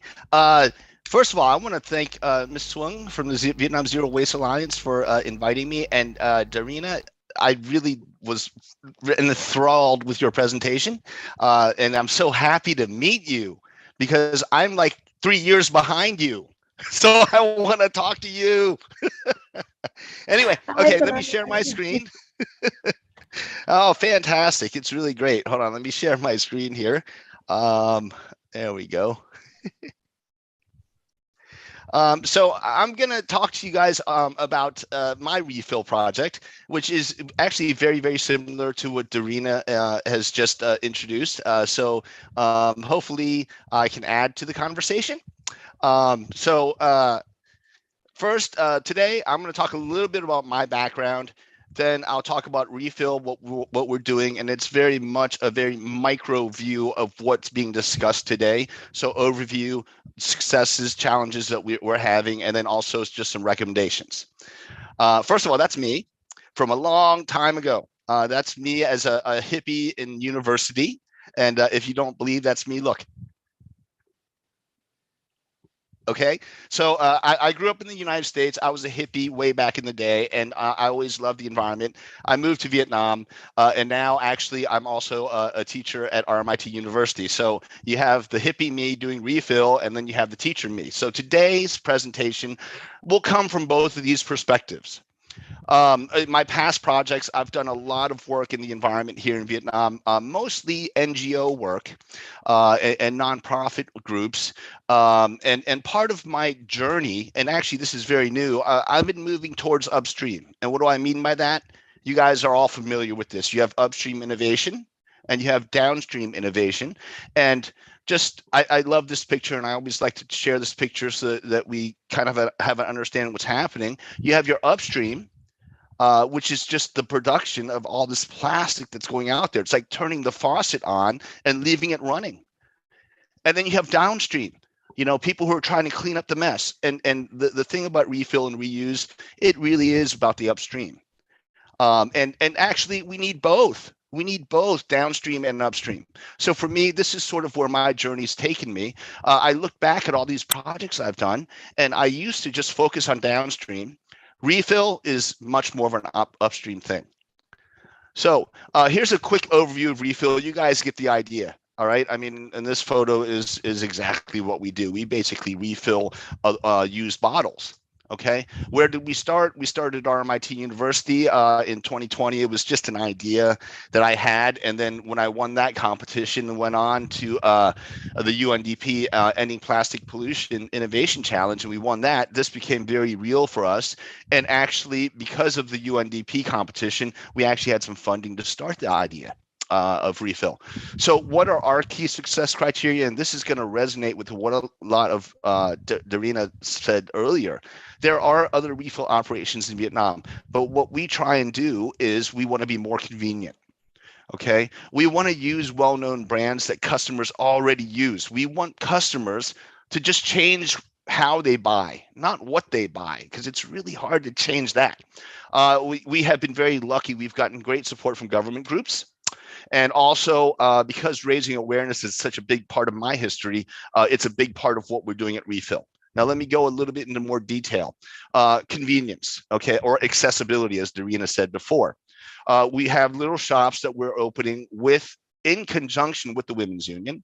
Of course, we're working with an online store on Facebook. We've been doing it and actually have had a lot of success with it. And then, of course, we want to deliver to the home to make it easier for customers. Well-known brands, a lot of the refill shops, and actually all of the refill shops in Saigon, sell 100% organic products, which is great. The problem is nobody knows them. Okay, so, we're selling stuff like sunlight. 56.1% of Vietnam uses sunlight. You know what? That's what we're going to sell in the future. We hope to expand other products. And I do agree with you, Darina. It's very hard when we start talking about food products. But we have had a lot of people ask us, what about fish sauce? What about cooking oil? So that's something that we hope to expand into. Partnered with the Women's Union, we've done a lot of talking to different women unions groups, and they love the idea. And this also resonates with something that you mentioned, Darina. We want to create jobs for the women. A lot of the ladies in the Women's Union are retired, and basically they sit around. So if we can create a job for them and they can make a little bit extra income, hey, that's a win for everybody. So Women's Union, raising awareness, again, I've been doing this for 15 years in Vietnam as a lecturer. So we add in an awareness raising element to all of our products. When customers come into our shops, we educate them. Okay, anybody that we're working with, we have a training for anybody that works with us. They're going to understand about environmental issues and plastic pollution. In fact, we just signed a contract with Novaland, which is one of the big developers in Vietnam, and we're doing some events for some of their apartment buildings to educate them on reuse and refill. All right, our successes. What have we found? I'm just going to put these up here real fast. We've had a number of really great things. Support from like-minded groups. Women's Union, again, have been fantastic for us.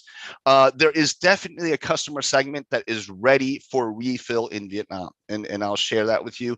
And of course, we have changed some mindsets, and I'll show our last 3 months of results. green-minded groups, and of course you have the Pacific Environment right there, and Vietnam Zero Waste. And actually, there's been a lot of other groups that have come out of the woodwork to support us. We love them. This is a great photo. The U.S. consulate invited us to an event, and I love this photo because the lady that's wearing the refill shirt, she's actually part of the women's union, and she was in the army way back in the day. So this is Vietnamese Women's Union meets U.S. consul official, or actually she's a consul general. So it's kind of cool. You got Vietnam and America coming together like that. This is us doing a presentation to one of the women's union groups in District 9, Ho Chi Minh City. Another event where we're out there just telling people, hey, this is what we do, and sharing the information. So it's been great. Market segments that like us. We have started Facebook relatively recently, and the number of likes and the number of people who are engaging is really great. And we don't boost a lot of posts. So a lot of this is organic growth, and people just spreading the word. Hey, there's this new refill company, and they sell products, 3 months results in the past 3 months. And because of COVID last year, we got crushed just like everybody else. So we didn't really start moving until last December. So this is December, January, February, over 400 new customers. We sold over 2,100 kilos of product. And we estimate that we saved about 2,700 virgin bottles and bags from going into the environment. All right, challenges. I'm going to go through these real quick. Single use versus durable plastic. Suppliers are not ready. Customers have a very interesting belief when it comes to refill. Investors, I've met a few investors over the past year, and everyone is still very much focused on how much money can I make. And then, of course, we don't make any money. Our profit margins are like that big. So, I'm not worried about sharing everything with you guys because nobody's going to make money from this. So these are the challenges. First of all, a lot of people seem to think that plastic's bad. And single-use plastic is bad, but it's the human behavior. Here's the guy that originally developed the plastic bag. He carried a bag around with him, and he reused it. The problem is now we don't. Okay, and back in the day, he created the plastic bag because we were cutting down so many trees to make paper bags. So it's an attitude thing, and I just want to remind people, how long can we keep food since the invention of Tupperware? So that's one thing that we found when we deal with customers. Some people come in full on hating plastic. Plastic's a great material. It's inexpensive. Okay, it's durable. Okay, it's the people and the behavior. So that comes back to education. Suppliers not ready. We are trying to work with Unilever, and they have been great. They've really been trying to work with us. It's hard when you work with a big company, but at the end of the day, their factory doesn't make the sizes that we want. We want larger containers, and until we can prove to them that we can sell, they're not going to retool their factory line because it's a huge expense for them. So that's been a big issue. We're buying the largest size that you can buy in Vietnam. We're putting that into larger containers so we can test the model and see if it works, and it's working. So I'm hoping in the near future that we will be able to buy larger containers from Unilever. Customers expect a discount. Customer comes in, hey, I'm bringing my own bottle. You got to give me a discount. It's got to be cheaper. Why is it almost the same price as somewhere else, right? Companies, they want to avoid channel conflict. They can't have refill selling everything 25% cheaper, and then you go into Co-op or anywhere else and have it be the same price. So this is another issue that we're working on. Investors, again, I've met with 3 different investors in Vietnam, and also one foreign investor. And you know what? It all comes down to the financial bottom line. I hate to say it, people, planet, those areas are not as important to the investors that I've met. So recommendations, lessons learned from other nations, and this has already been mentioned in previous presentations. Okay, in Europe, they have an environment tax. I mean, this is a great idea. Where's the money going to come from to clean up the mess that's already out there? How do we generate more income? So, maybe some form of environment tax. In one of the presentations earlier, I think it was Mr. Mann talking about looking at what China's doing. Okay, China is a developing country, and they have a lot more people. They're resource tight. So let's look at what they're doing because they have stuff going on. Japan for a waste segregation, what a great case study. People participation, this is very important. Okay, we've found from like case studies in Germany and Japan, in order to make this refill thing happen, this circular economy thing happen, we have to get the people behind it. They have to understand why they're doing it. So we have to get them to participate. And finally, I want to make it just, this is such an obvious thing, like Cambodia, plastic bags cost extra. When I went to Cambodia, I took my son to Angkor Wat. And so, and in the killing fields, every convenience store I went into, they said, you want a plastic bag? That's extra money. Every convenience store. I don't know how they did it, but every convenience store. Luckily, my son and I had our backpack, so we never needed to pay for the extra bag. But it's incentive to reuse. And I found that, you know, if you start saying to people, you have to pay, then they're going to be thinking, well, maybe I'll just reuse some stuff. Bottom line, single-use plastic should be more expensive. If I don't know how that happens, but that's what Cambodia does. And I'll leave you with one final recommendation. This goes back to the people participation, and this goes back to years of me being in the classroom. I found that in a class of 30 students, if you ask the students what causes climate change, about 10% can answer the question. So this is an area that we really need to be looking at. How do we educate the youth on these critical environmental issues? At the end of the day, I mean, it's going to be these guys that have to take it over. And actually, I'm working with a number of green other university teachers to try and come up with a curriculum that we can hopefully introduce. So this may be more related to the Ministry of Education, but I feel I have to raise that. And that's it, everybody. I hope I kept it to time. There's my email address. And also, if you want to shoot that QR code, you can like us on Facebook. Thank you.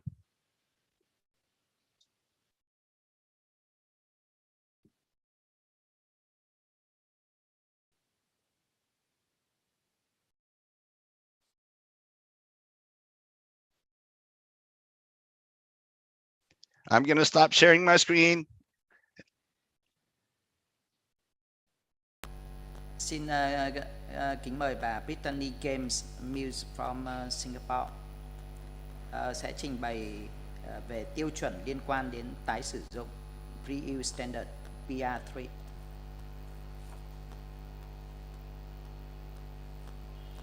Okay, may I invite Miss Brittany James Mills from Singapore will present on the Reuse Standard PR3. Please. Hi, everyone.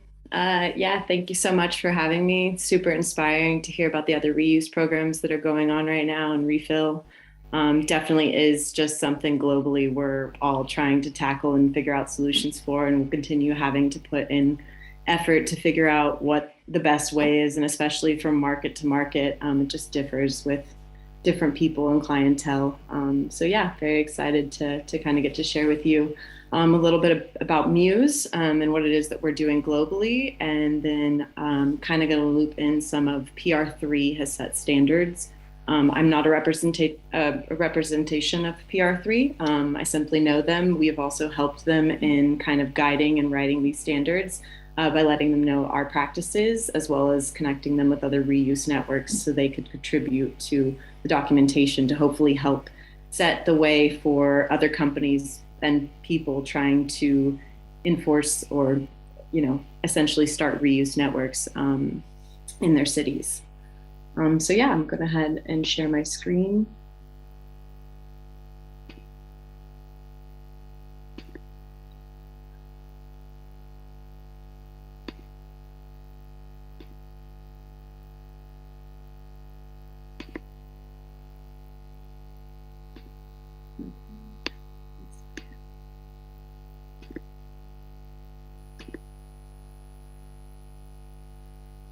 Okay, so it should be up here. Yeah, so Muse, what we're trying to do is enable reusable packaging for multiple use. The concept is actually kind of simple when you think about it. We've definitely done this here in America. I'm based in California. milkman model. Way back in the day, this was something that was very standard for a milkman to come to your house, bring you milk in a reusable glass jar. You would leave your old ones out, and then he'd collect that back. They'd take them to be washed, and then they end up getting refilled. So not a new concept, but definitely something that has changed over time, especially with the introduction of single-use plastic packaging, water bottles being a big source of that from my personal point of view.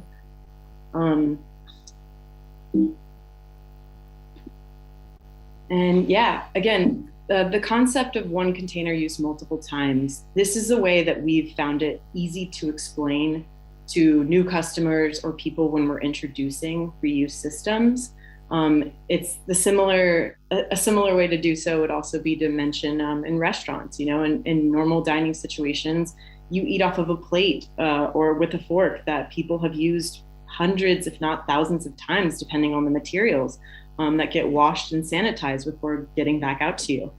So again, not a new concept. It's just a matter of education piece, how we inform people that this is something we're kind of already doing, but extending it to different aspects of our lives. For instance, with takeaway coffee or food or refillable packaging. It's just a new way of doing something that can cause a little bit of confusion if not explained properly to people, but really does have such a benefit for what it can provide. We think about this from an upstream and a downstream solution, as mentioned, where the amount of packaging we don't have to produce if we continue to reuse packaging is incredible. And we've found within our system that it definitely is something that we just need to continue to push forward. So who Muse is, so we actually started off on the island of Indonesia, piloting with a cash model program, doing reusable containers, cups that were made out of old upcycled wine bottles with rubber tire sleeves and wooden reclaimed tops.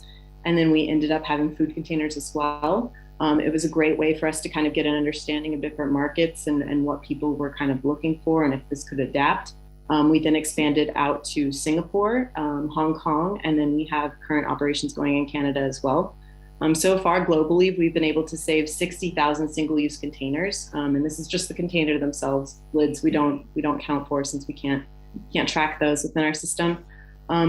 But our products are tech enabled. So we actually have QR code or RFID technology attached to each of our products. So I can actually tell you the life cycle of each container that's within our system, where it's been, who's used it, how many times it's been used. And it helps us to essentially make better product decisions so we can add products into our system that have a higher lifespan and can continue to be used hundreds, if not thousands of times within the program. It also helps us to have accountability for our products and our customers. It means that we don't necessarily have to have a deposit system for them, which is an amazing feature for us. And especially for people in the reuse space. It's definitely a barrier to entry having to put down a deposit for something right away, and find that it's a lot simpler if they don't actually need to do so. Single-use plastic waste is such a big issue that we're facing globally. We use 80 million tons of plastic packaging every year. And definitely, 95% of that being lost to the economy is huge when that equals 80 to 120 billion annually. It's such an untapped market, and there's so much potential with what we're able to accomplish by introducing reusables into this. So really something that I think, again, we're just very excited at the opportunity here, more than looking at what the issue is, and focusing on how much single use there is. So Muse is a smart system that we essentially are hoping to reduce carbon emissions, and we design and deliver reuse systems for mixed developments, including corporate office spaces, campuses, festival and event spaces, and cafe city models. We provide our tracking logistics expertise into how to set up, to operate a reuse system, and then provide the guidance on how to do so.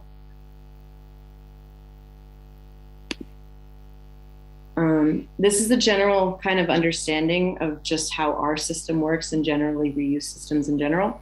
You know, a customer comes in, they request their food to be packaged in a reusable container. They then will scan with the Muse app that container, so we know that it's registered to them. Again, no upfront deposit is needed when we have this system in place, which is really nice in case they're wanting to get multiple products. When they're finished, they can actually return back to any of the participating cafe networks. We found that this helps with logistics and being able to essentially manage our products by providing convenience for our customers for return. Helps with our operational costs as well, which is it's a big asset to it. Those cups or containers that are collected back from the different cafes end up doing the washing themselves on site, or we do have offsite cleaning provided for the ones that don't have that option for them. Again, our values are that we can guarantee product assurance for each customer. We're able to track those products within our system. We can make smart choices for future product ordering and be able to incorporate reusable products that we know can last many life cycles and hopefully bring that expertise to anyone who is looking to have their own branded reuse solutions as well. And then the cleaning and sanitation, we do follow the international standards in order to do so. Working with any of our partners to ensure that they're cleaned to national standards. So in Singapore so far, we're operating within 80 cafes in what we call an open city model, meaning that the cafe networks themselves are managing the programs. Customers can go out to any of the participating cafes to check out a container, and when they're finished, they can go to any of those cafes to check them back in. We've also recently launched a pilot project with Starbucks at the university campus space in 3 of their locations, providing the Muse technology on the Starbucks products that are within the Muse system. So a Starbucks customer would go to check out a reusable container using the Muse application. When they're finished with that, they can take it back to any of the freestanding return stations located on site. They just have to drop it in. Our collections team will go around and collect all of those cups back to be taken to be washed. We check them back in for all of our customers, and then we actually reallocate them back to the cafes for reuse. It allows us the opportunity, again, with Starbucks to track the container cycles within our system. So we know that they're designed for 30 uses for their polypropylene container. And we can actually go into our system to let us know when the 30th application has been hit so we can remove it from the system so we can properly recycle those products at the end of life, which is another aspect that's really big within our system that we're wanting to make sure that we're taking accountability for our products at the end of their life. And Muse, we did receive a grant from the Singapore government to help pilot a reuse program within some of the food centers there. We see this as a really big opportunity on how we can scale, especially with the local economies in food centers, malls, shopping courts, and just be able to expand this out kind of across Singapore. Hong Kong, we have what's called a closed loop system where we've partnered with Swire Properties to offer the employees of their building a free reuse system to use. We have it within 9 of their vendors, and they also have freestanding return stations on site, so they can go and check out a cup from the barista, and when they're done, just return it back to any of the manned stations. We also have the on-site washing for this process, which helps with our carbon footprint, which we find to also be a really big piece in helping to save finances. If we can actually have most of the logistics managed in-house, have the cleaning in-house, it reduces our carbon footprint, and it'll also help with just managing the logistics in a convenient way. And in Canada, we provide reusable products in restaurants, cafes, farmers markets, and some of the zero waste grocery stores. The reason I mention this is because within each of the markets, we've definitely found Asia and North America to be a bit different with the customer bases. I would say that in Asia, what we've found is the closed loop system is actually a really great system to get people to adapt to reuse and get an understanding of it and kind of get them familiar with it. Because they're normally, they work in the building, they go down, they have the routine. If they can have time to adjust to it, it makes it easier for them, which is very helpful. And you just build it into part of their routine. Whereas with the open city model, we've definitely found that it is a lot more sustainably driven individuals who are coming and seeking this alternative, which is great. But we do also want to just try and open up the market to other individuals as well, besides sustainably driven customers. And in Canada, we recently launched an at-home collection service as well, which will kind of tie in with the PR3 standards. We find this to be another way of testing to see how we can make it more convenient for customers to return their products back. The way it works is we've partnered with a few of the zero waste grocery stores and 2 other reuse companies to collect back their containers as well. If we have a shared system, this can help benefit all of us as companies because there's accountability for products coming back within a timely manner. We can share some of the costs of doing the collections and the assortment, and find that this collective pool is ultimately how we built out the infrastructure to run it as a city municipal program, where we see collection bins being outside in the city, kind of same way as trash cans or recycle bins would be, which is ultimately how we can see this scaling and just being the most profitable for all of us. In Canada as well, it does help that they have a lot of regulations coming into place this next couple of years, banning single-use plastics, certain types of plastics like black plastics, for example, and kind of limiting some of the options available, as well as incorporating an extended producer responsibility. So that way it just isn't necessarily an option for people anymore. And we start phasing this out with different alternatives.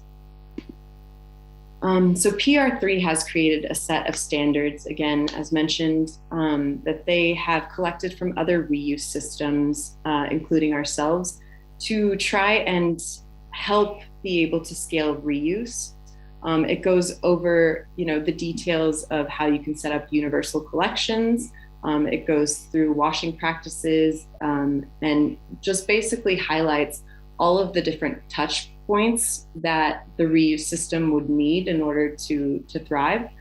We have put their standards into practice with our system by having a shared collection bin. Following the 4th bin program kind of helps us to hopefully get people comfortable and familiar with reuse in general, and just build this in as something that can be as convenient, if not more convenient for them in some cases than single use.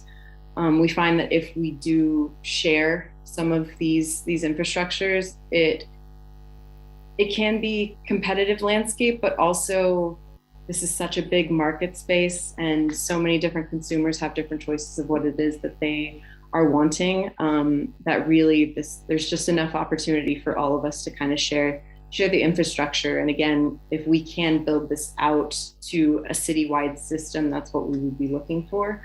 To have a collection center that everyone can go to. They can sort their products, wash them, take them back out for redistribution, and just have it run as a city municipal program. We see a lot of benefit in that and are really looking forward to being able to hopefully help inspire this movement in Canada.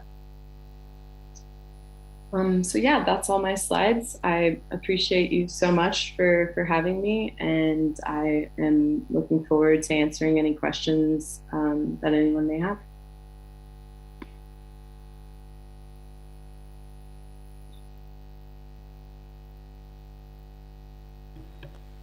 Thank you very much for your presentation, and I would like to invite the last presentation from Ms. Marianne France Ledesma on the Zero Waste campaign in Philippines, and she will present the experience from Philippines before we have the Q&A session. May I invite Miss Marianne Francis. Hello. Thank you for inviting me to share some of our youth campaigns here in the Philippines. Let me share my screen. I hope everyone can see it clearly. So yeah, good morning, everyone. I will be talking about campaigning for reuse in the Philippines. Now, reuse campaigns globally have been very exciting these past few years. As more people become interested and supportive, we see more innovations like what we saw earlier with news, and more businesses are getting involved in adopting reuse and refill innovations. So in any campaign, we do have to convey to stakeholders why this issue is important or why we need to do this. So why reuse? Well, the plastic pollution crisis really needs to be addressed at the source. You heard earlier about upstream and downstream solutions, and really we need upstream solutions like reuse because the entire life cycle of plastic has so many negative effects. We have environmental justice issues, health threats, and negative impacts on our food, our livelihoods, our climate, and they all occur throughout the life cycle of plastic. And the problems really start at the very beginning. So it's vital that we also have solutions that can sort of cut that negative flow very early on. So we really have to tackle the plastic crisis from its roots. And as we know, upstream solutions, they address the plastic pollution crisis well before environmental, social, and health problems can be created. By reducing or stopping the use and production of plastics through examples like reuse, we can avoid processes that produce pollution or cause environmental and social injustices. And that's really the message that we try to hammer home to our audiences, to our supporters, to our volunteers. And there are two ways that we have been campaigning about. Upstream solutions for plastic pollution can be in the form of strong policies that ban, regulate, or curb plastic production and use. Other upstream solutions are about redesigning systems and our business models. So there are two ways that we see we can normalize the concept of reuse again. I say again because we've already had reuse in our cultures, our traditions, well before sachets or plastic bottles became common. I think all over the world, before plastic was introduced, we were already practicing reuse and refill. We had drinks in glass bottles that were returned to companies. We brought reusable bags or baskets to our markets. In the Philippines, we have this term called tingi culture. And basically, it's just buying items or products in small volumes each time. So we just brought refilling containers to the stores. Now, our tingi culture, unfortunately, has been co-opted or manipulated by fast-moving consumer goods companies that package food in sachets. So the world now really needs to go back to reuse and refill. And the great thing is that the world is seeing a resurgence of reuse refill models from small to medium enterprises or organizations implementing these models. And even FMCGs or these big companies have quietly been testing reuse and refill, although not at the scale that the plastic crisis really needs. The first way that we see reuse happening is to have a really strong policy environment that makes reuse possible and easy. So examples of policies that you could campaign for and that we're campaigning for in the Philippines are getting establishments to allow customers to use their own containers, getting local governments and the national government to ban plastic bags and encourage use of reusables, Another form of policy would be getting national regulations to standardize packaging or bottles so that companies can easily interchange these containers. And this simplifies the recovery of used packaging from municipal waste management systems. This particular policy type is actually, you can actually see this in practice in South Korea, where they decided to standardize all of their soju bottles. And companies can just recover what bottles they need for the process without having to check if this is really their original bottle, because they're all the same. And then the second option for campaigning for reuse is to try to make reuse happen through redesigning the company's core business models, their products, or their delivery systems. So what we've noticed here in the Philippines, there are 4 main types for reuse systems, and this is also seen in other countries.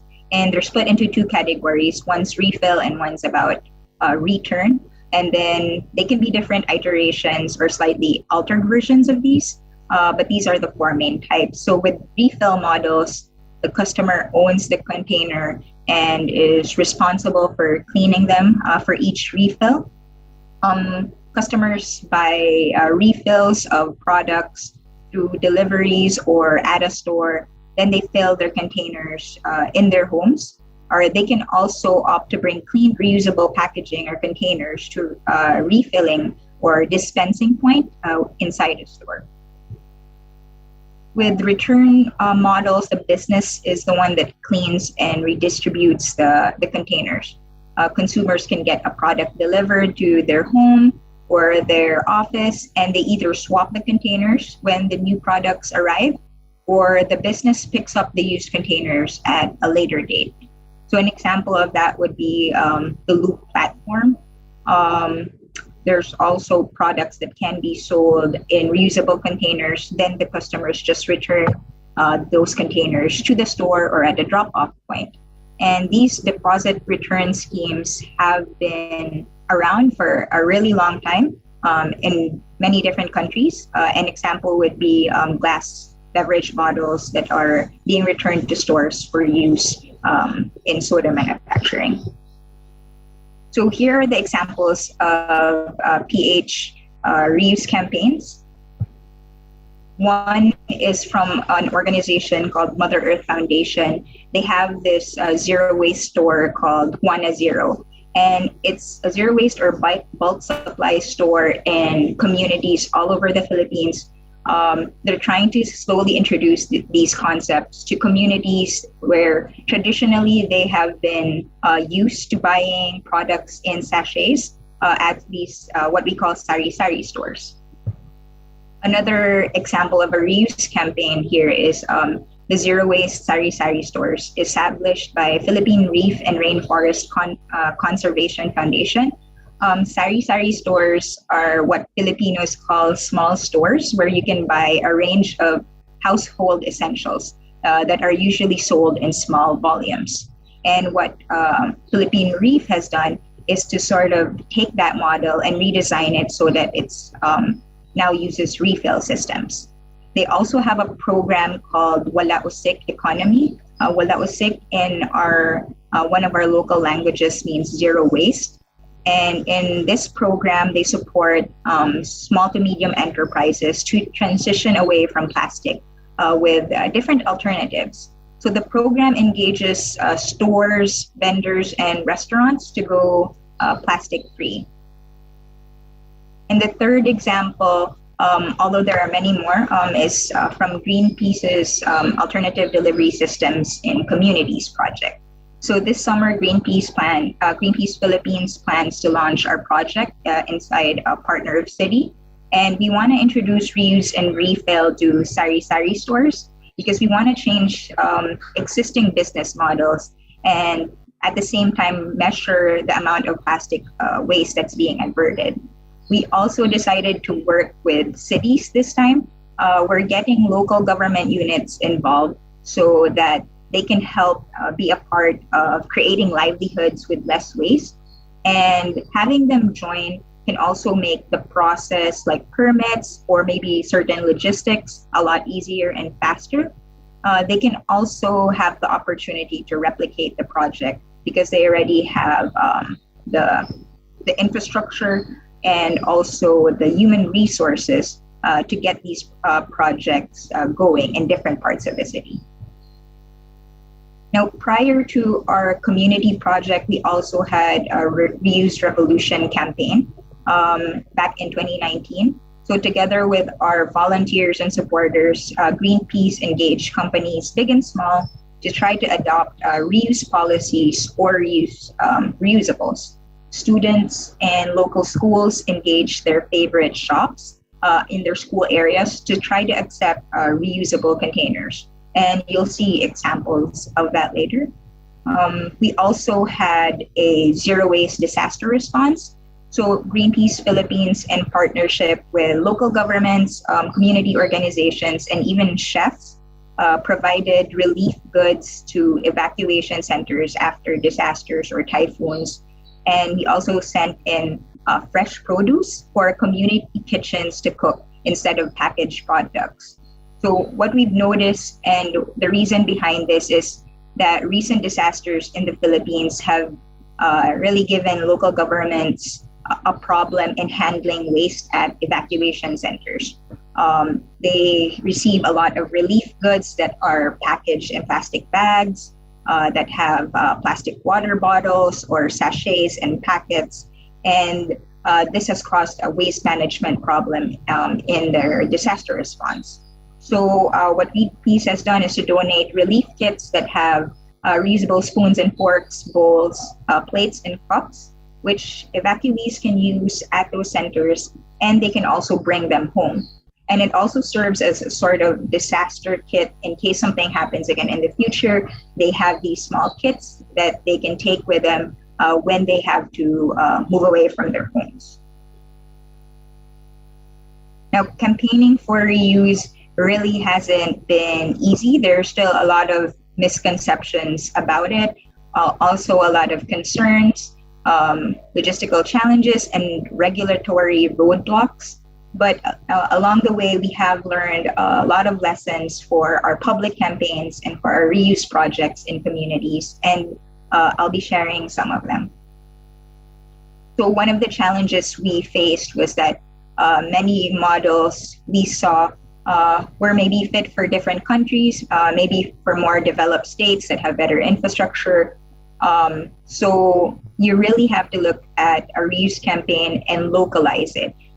So adjust to the local systems, the availability of supplies, what materials are commonly used, and also examine the modes of transaction in your community or in your country. And that's where you can figure out what kind of intervention would be most impactful. Is it working with big retailers, because that's where most people in your community buy it, like malls or supermarkets, or is it working with small stores or smaller retailers? Is it maybe changing the supply chain or the infrastructure in your area, making waste management better so that you can recover reusable products? Or maybe it's about changing policies, like your consumers or the people in your community are now ready for reuse, but you need policies and a good framework to really support reuse systems. So then you would focus on policies. Your campaign also has to be relatable. So what's familiar to people? And then you use these examples or you use these kinds of cases as part of your narrative. You want to use stories and examples that people are familiar with or that have been done in communities like their own, so they know that these solutions are doable and manageable. Another challenge that we saw for a time was getting consumers to choose reuse over this global, what we call a global crisis of convenience, getting people to move away from what they're usually more comfortable with. And I think one of the biggest things is really to make it relevant, show how plastic pollution affects them directly, and also how reuse can help them cut down on waste in their own communities or in their own households. So make it like really underline the benefit for them. And we also have to talk about how reuse applies to them either as consumers or business owners, because some people think that maybe reuse can't be done in their homes, or businesses may think that reuse doesn't particularly work for their product line or doesn't fit their business model. There's a picture there of a bakery that started to use native materials to deliver their breads and their cakes. And these woven baskets, woven bags are actually reusable. People can just return them or they can reuse them in their own households. In public campaigns, we also want to maximize trends. So if you're trying to get people to become more acquainted with reuse, we've started using trends and pop culture. So in the last quarter, Wordle was really popular. So we would use that in social media campaigns, trying to get people to guess that, what's the answer, or what upstream solution can we do? It's reuse.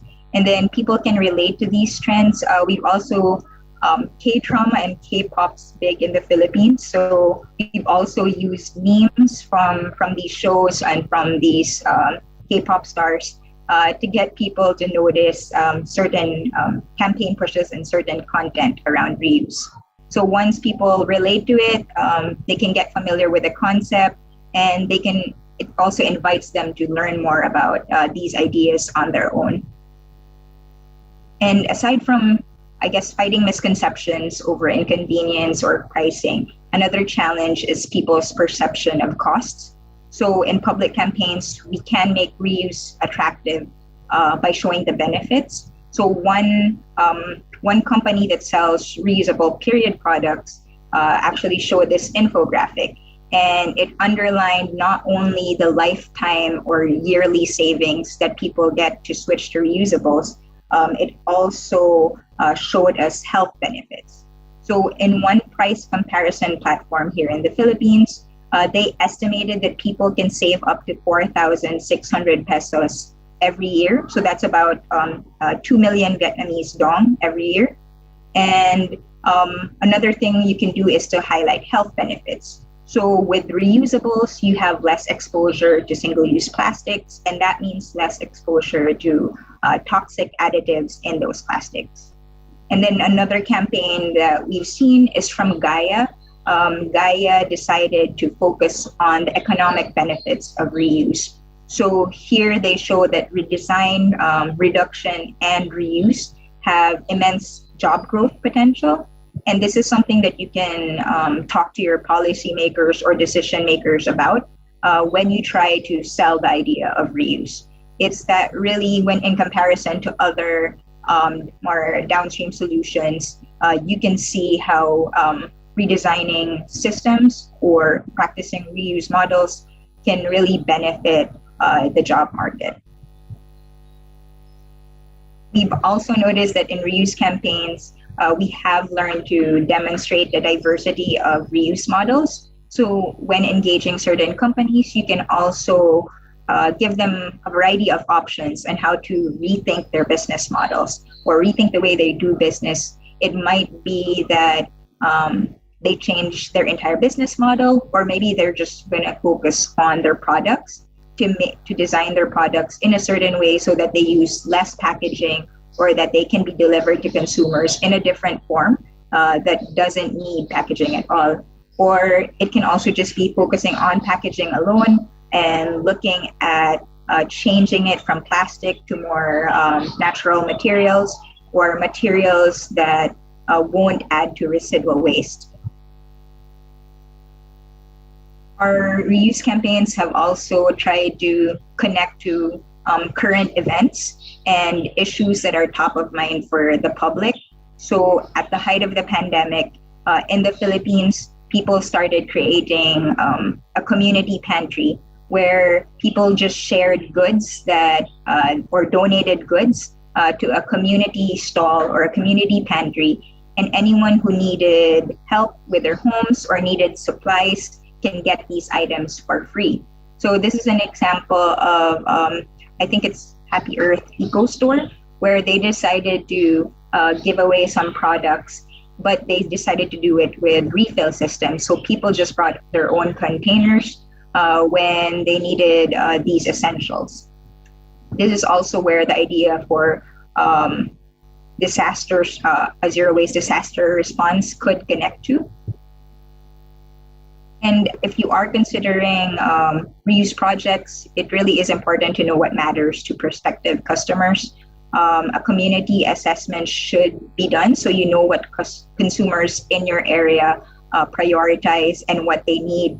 Is it certain products or brands that they're looking for? Is pricing and affordability important? So you have to make sure that your reuse project or your reuse business will have competitive prices. We've also noticed in our community assessment that time and convenience are very valuable to people or consumers. So we want to think about reducing the wait time for refills, also making the process as easy as possible for them to adopt it. And then you just have to design your reuse project around these preferences and priorities so that consumer buy-in is higher. And I guess the last thing would be really to show people that it can be done. So in the Reuse Revolution campaign, volunteers and supporters showed businesses that reusables can be part of the way they operate. And in the first picture, you'll see how, I think this is McDonald's, several fast food chains during the campaign, they accepted reusable containers from patrons. For them, it wasn't much of an effort and people were just bringing it in. And it shows that it is possible for them to adapt to these types of models. A Greenpeace volunteer also started this tumbler challenge in their school district, getting people to use reusable drink bottles. And the campaign was eventually replicated by our National Department of Education. So now teachers and students are encouraged to use reusables in schools. Some school districts have also initiated policies where school events no longer can use single-use plastics in any of their activities. So these are some of the lessons we've learned. If you have any questions or want to collaborate, please send me an email or find me on LinkedIn. I'm really excited that we can all learn from each other about reuse, especially since countries are exploring ways for a green recovery from the pandemic. And this is our opportunity to make reuse the new normal. So if you have time, please check out and support our petitions and also follow some of our social media channels. We also have one for Greenpeace Southeast Asia.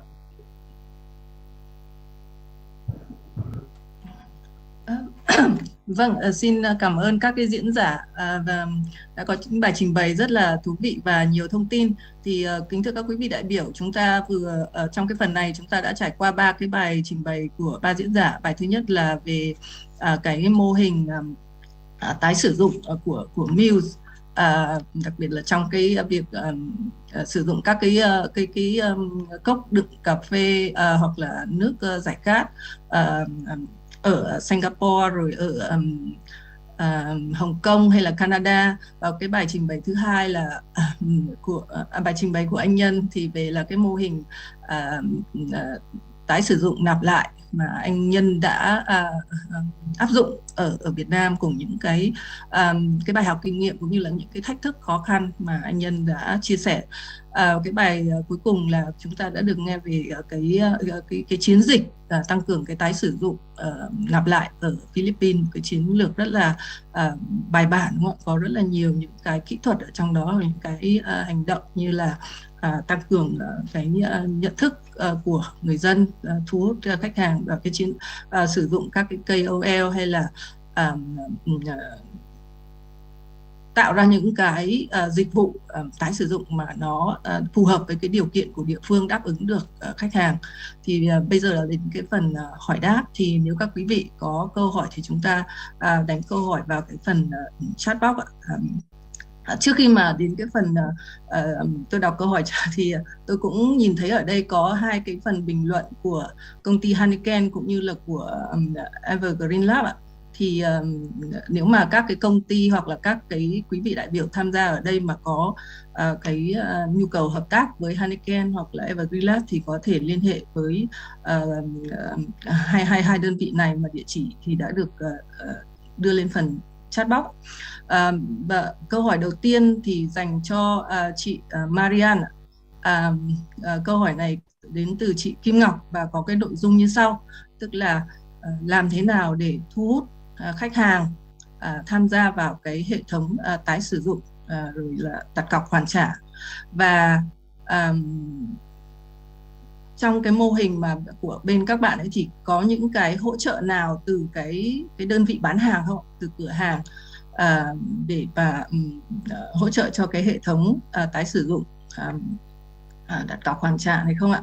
Và bạn có cái kế hoạch gì để mà áp dụng cái hệ thống này vào những cái cơ sở thương mại lớn như là siêu thị? Vâng, xin mời chị ạ.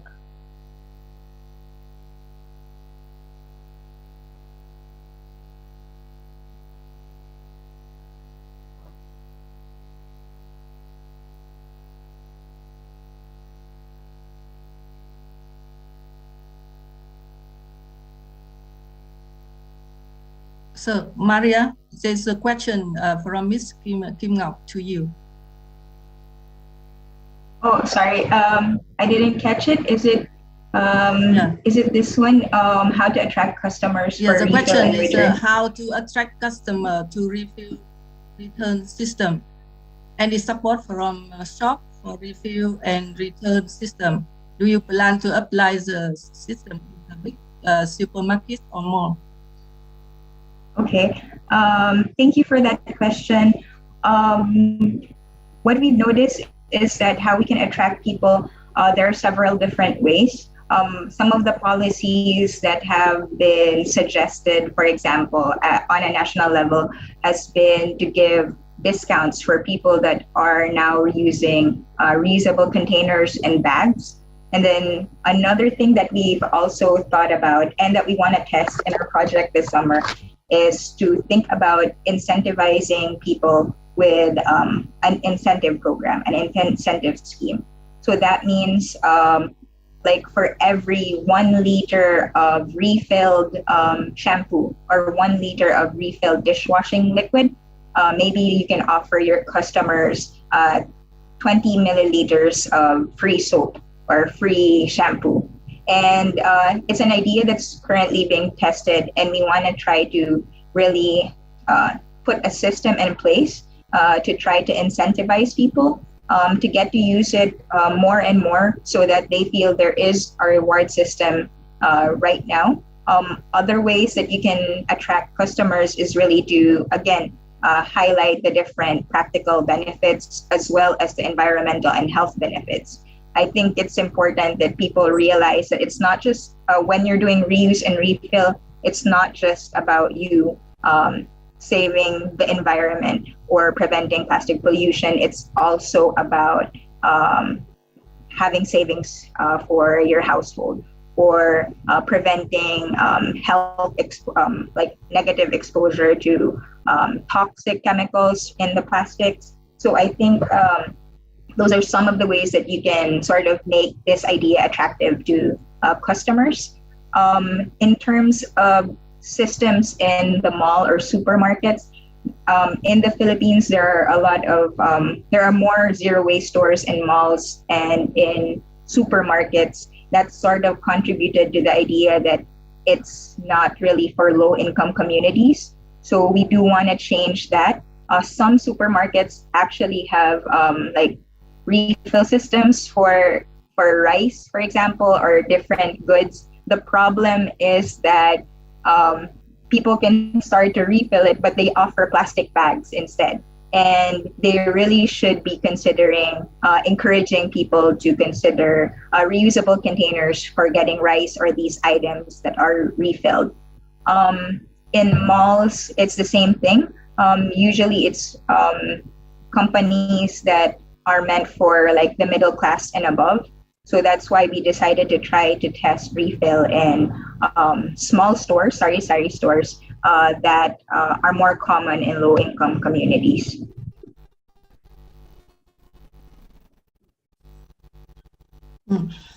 Cảm ơn chị Maria. Hy vọng là câu trả lời đã đáp ứng được cái câu hỏi của chị Ngọc. Tiếp theo là câu hỏi đến từ anh Mạnh dành cho anh Nhân ạ. Câu hỏi đã có ở trên cửa sổ chat đấy ạ.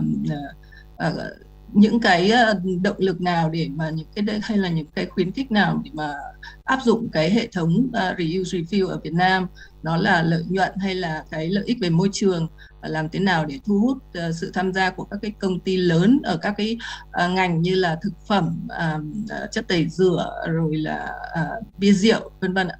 Mời anh Nhân ạ. The major motivation, that's a really good question.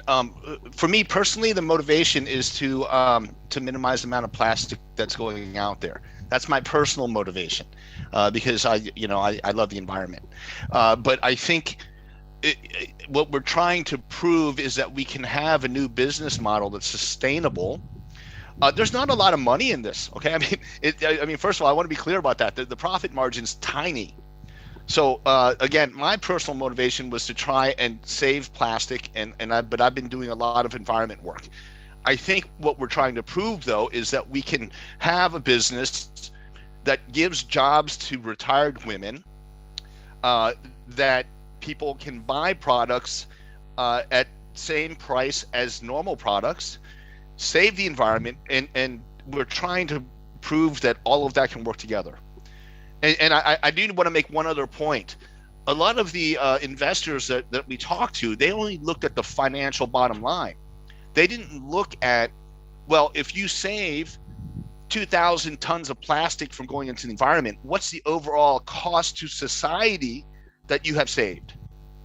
Does that make sense? I mean, so we don't make a lot of money, but if we're able to take 2,000 pounds or tons or whatever of plastic out of the environment, how much money would it have cost to clean that plastic up? So, what we're hoping to do is show that this new model, this new way of working, it benefits society. And of course, we have to break even.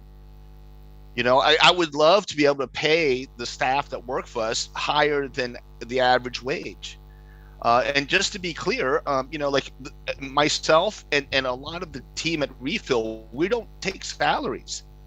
I mean, we're not in it for the profit. So from the personal side, it's let's try something new, let's do something better, and see if this model will work. And then to the second question, I hope that answers the first question. How do I attract the big companies? Well, Unilever was not that hard because they already talk about environmental things. They're PR and they really are trying to do a better job. But there are other companies that don't care. So Unilever was easy. I networked and I found some people and I went and I talked to them and they said, hey, that's great. Let's try and do it. I would love to get in and work with someone like Nissan.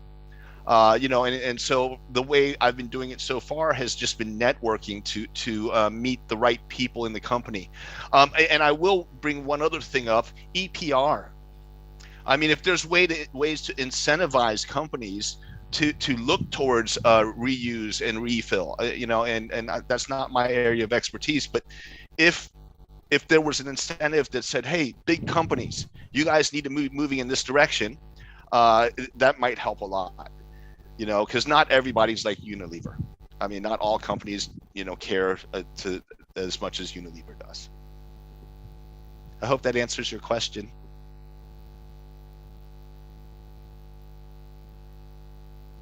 Vâng, xin cảm ơn anh Nhân.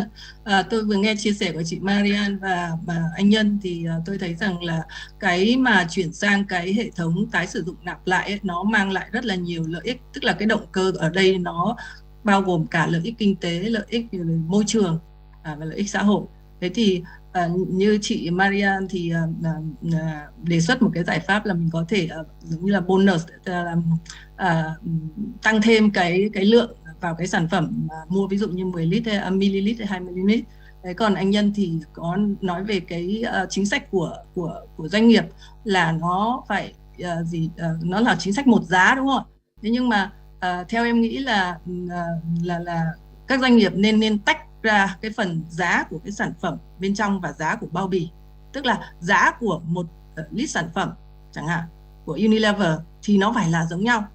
Nhưng mà cái người nào mà mua cái bao bì, mua cái sản phẩm đấy trong cái bao bì đóng sẵn của Unilever thì họ phải trả thêm cái tiền bao bì. Còn nếu như mà họ mua ở cơ sở refill đó, thì cái phần bao bì họ sẽ không mất. Em nghĩ là trong cái thời gian tới mình phải có những cái để mà mình tách hai cái loại chi phí này ra để mà khuyến khích cho tạo ra cái động cơ về lợi ích cho người tiêu dùng là trước hết đã. Nhưng mà sau đó thì cái lợi ích về việc giảm nhựa thì nó là cái lợi ích về môi trường. Vâng, ở đây thì trước khi mà có các cái câu hỏi khác thì tôi muốn hỏi chị Brittany ạ. Brittany và về cái mô hình của các bạn ở Singapore, ở Hồng Kông và ở Canada thì cái việc mà rửa lại các cái cốc đấy thì là mình vệ sinh lại như thế nào, khử trùng như nào, mình rửa bằng tay hay là bằng máy, và cái mô hình đấy hiện nay thì các bạn đang được trợ cấp bởi Singapore, chính phủ Singapore đúng không?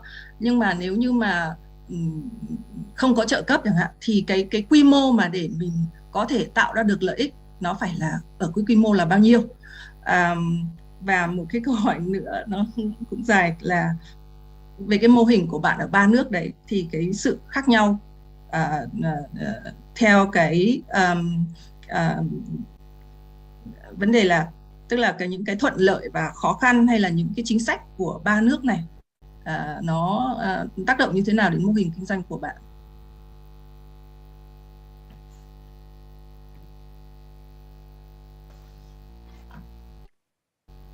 Yeah, great question.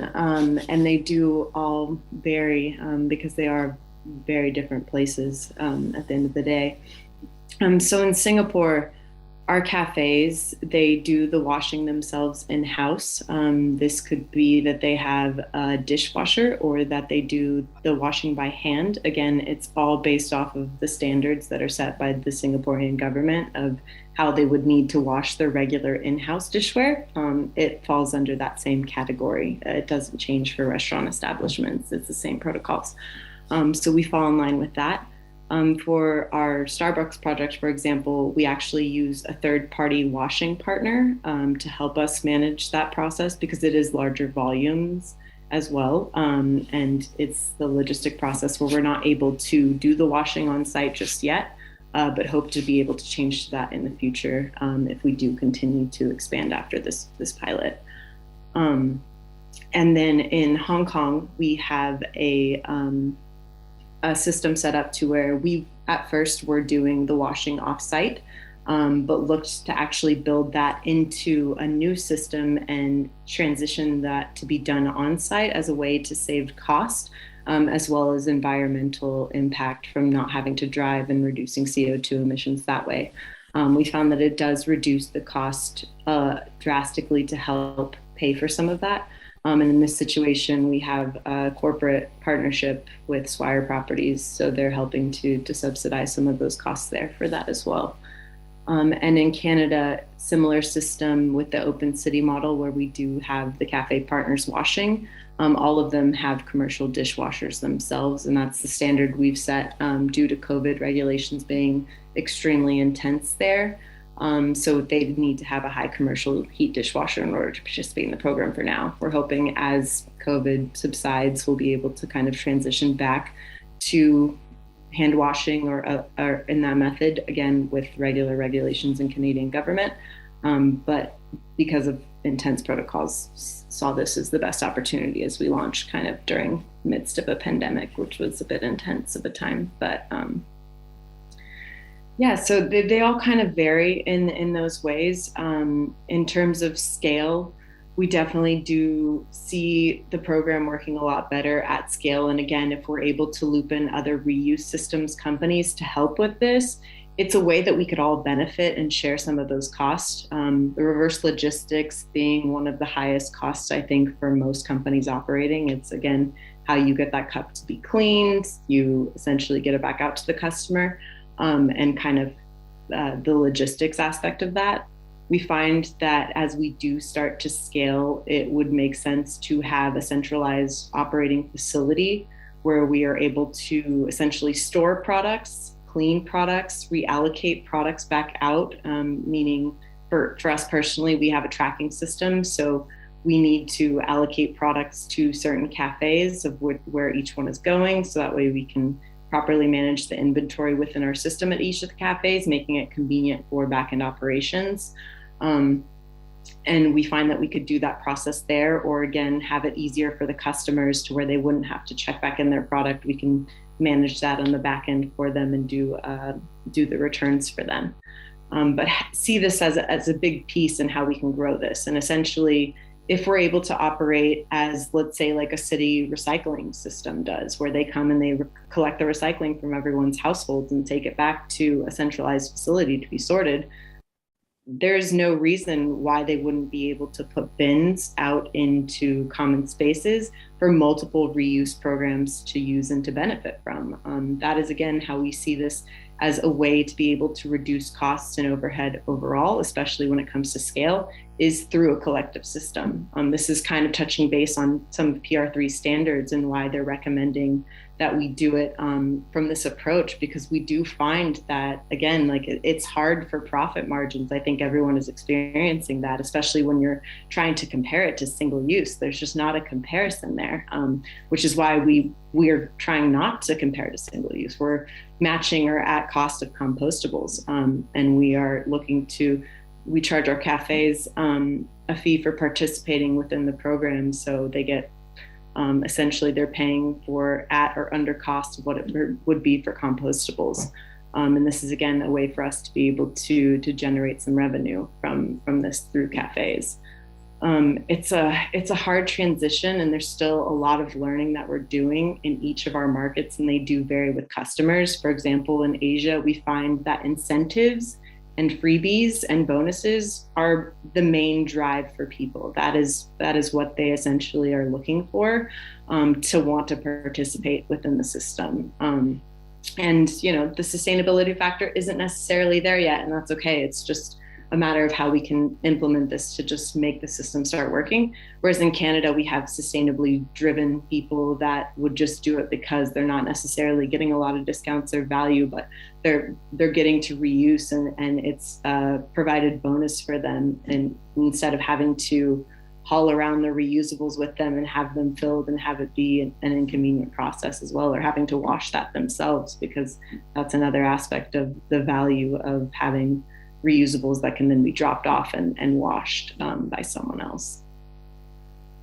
And I hope that answers your question. Cảm ơn Brittany. Tôi có thêm một câu hỏi nữa, tức là tôi muốn hỏi lại về cái vấn đề lúc trước tôi nghe là hình như là cái hệ thống của các bạn là không cần người tiêu dùng sử dụng, khi mà sử dụng cốc là họ không cần phải đặt cọc, đúng không ạ? Thế thì nếu mà không đặt cọc như thế thì các bạn làm thế nào để quản lý được cái số lượng cốc mà các bạn đã đưa ra thị trường? Và tôi nghĩ là ở đây nếu mà người tiêu dùng họ không tự giác bỏ vào các cái thùng thu gom cốc ấy, thì mình làm thế nào để mà theo dõi giám sát?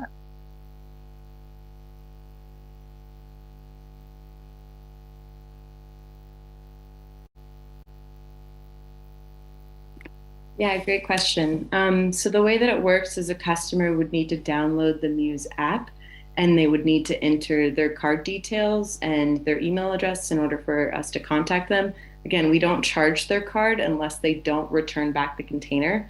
They have 30 days to return back the container to any of the participating locations. And in Canada, you can even request a pickup service. So we're trying out different methods to see how we can make this convenient for them. That's a way for us to, where we have that information already stored in our database, we don't have to necessarily charge them, and we don't want to. We essentially give them, we have notifications set up within our application to let them know when it's getting close to time for them to return back the containers. We send them email notifications. And we do find that return rates are generally high right now, because people that are wanting to participate within the programs normally care about the environment, or there's some kind of drive for them to do it with the incentive of a discount or whatever it may be. But these are people that are selecting the service. It's not forced on them in any kind of way. So we do find that it just helps right now with the user base that we're tapping into, to essentially have them adapt to the system right now. But yeah, so it's also, when we think about it in terms of scale, you know, Loop, for example, has a system set up to where they have a deposit base for every product that you want to check out from them, which I love the initiative that they're doing, but it does make it harder if you're potentially a lower income family. You can't necessarily afford to put down $50 in reusable products. That's not necessarily reasonable, even if you will get your deposit back later. So this is hopefully a way as well where most everyone has phones, at least in some of the regions that we're operating in. So all they would really need is a phone and an account in order to participate. And as long as they participate within the service correctly, they're not going to be penalized for it, and they could potentially benefit with discounts as well.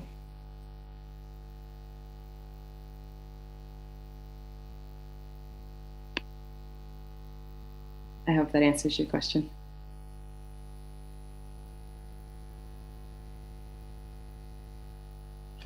Vâng, cảm ơn Brittany. Và tôi đã nhận thấy có tín hiệu từ anh Lại Văn Mạnh. Vậy xin mời anh Lại Văn Mạnh có thể có ý kiến ạ. Cảm ơn chị Xuân. Alo ạ. Cảm ơn chị Xuân.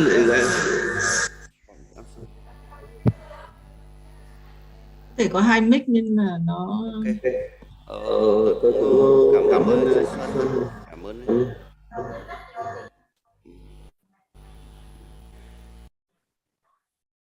Alo.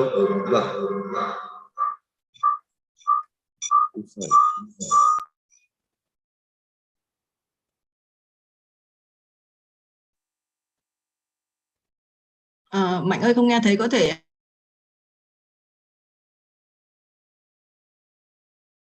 Bật mic ở máy xách tay ạ. Vâng. Em có cái câu hỏi như vậy, tại vì ở góc độ của một cái người làm chính sách thì thường vẫn mong muốn là một cái mô hình tốt.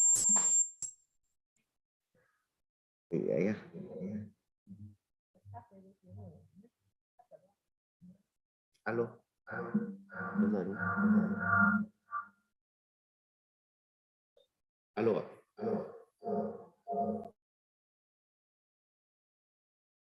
Alo luôn cái này ra đi. Rồi. Alo ạ.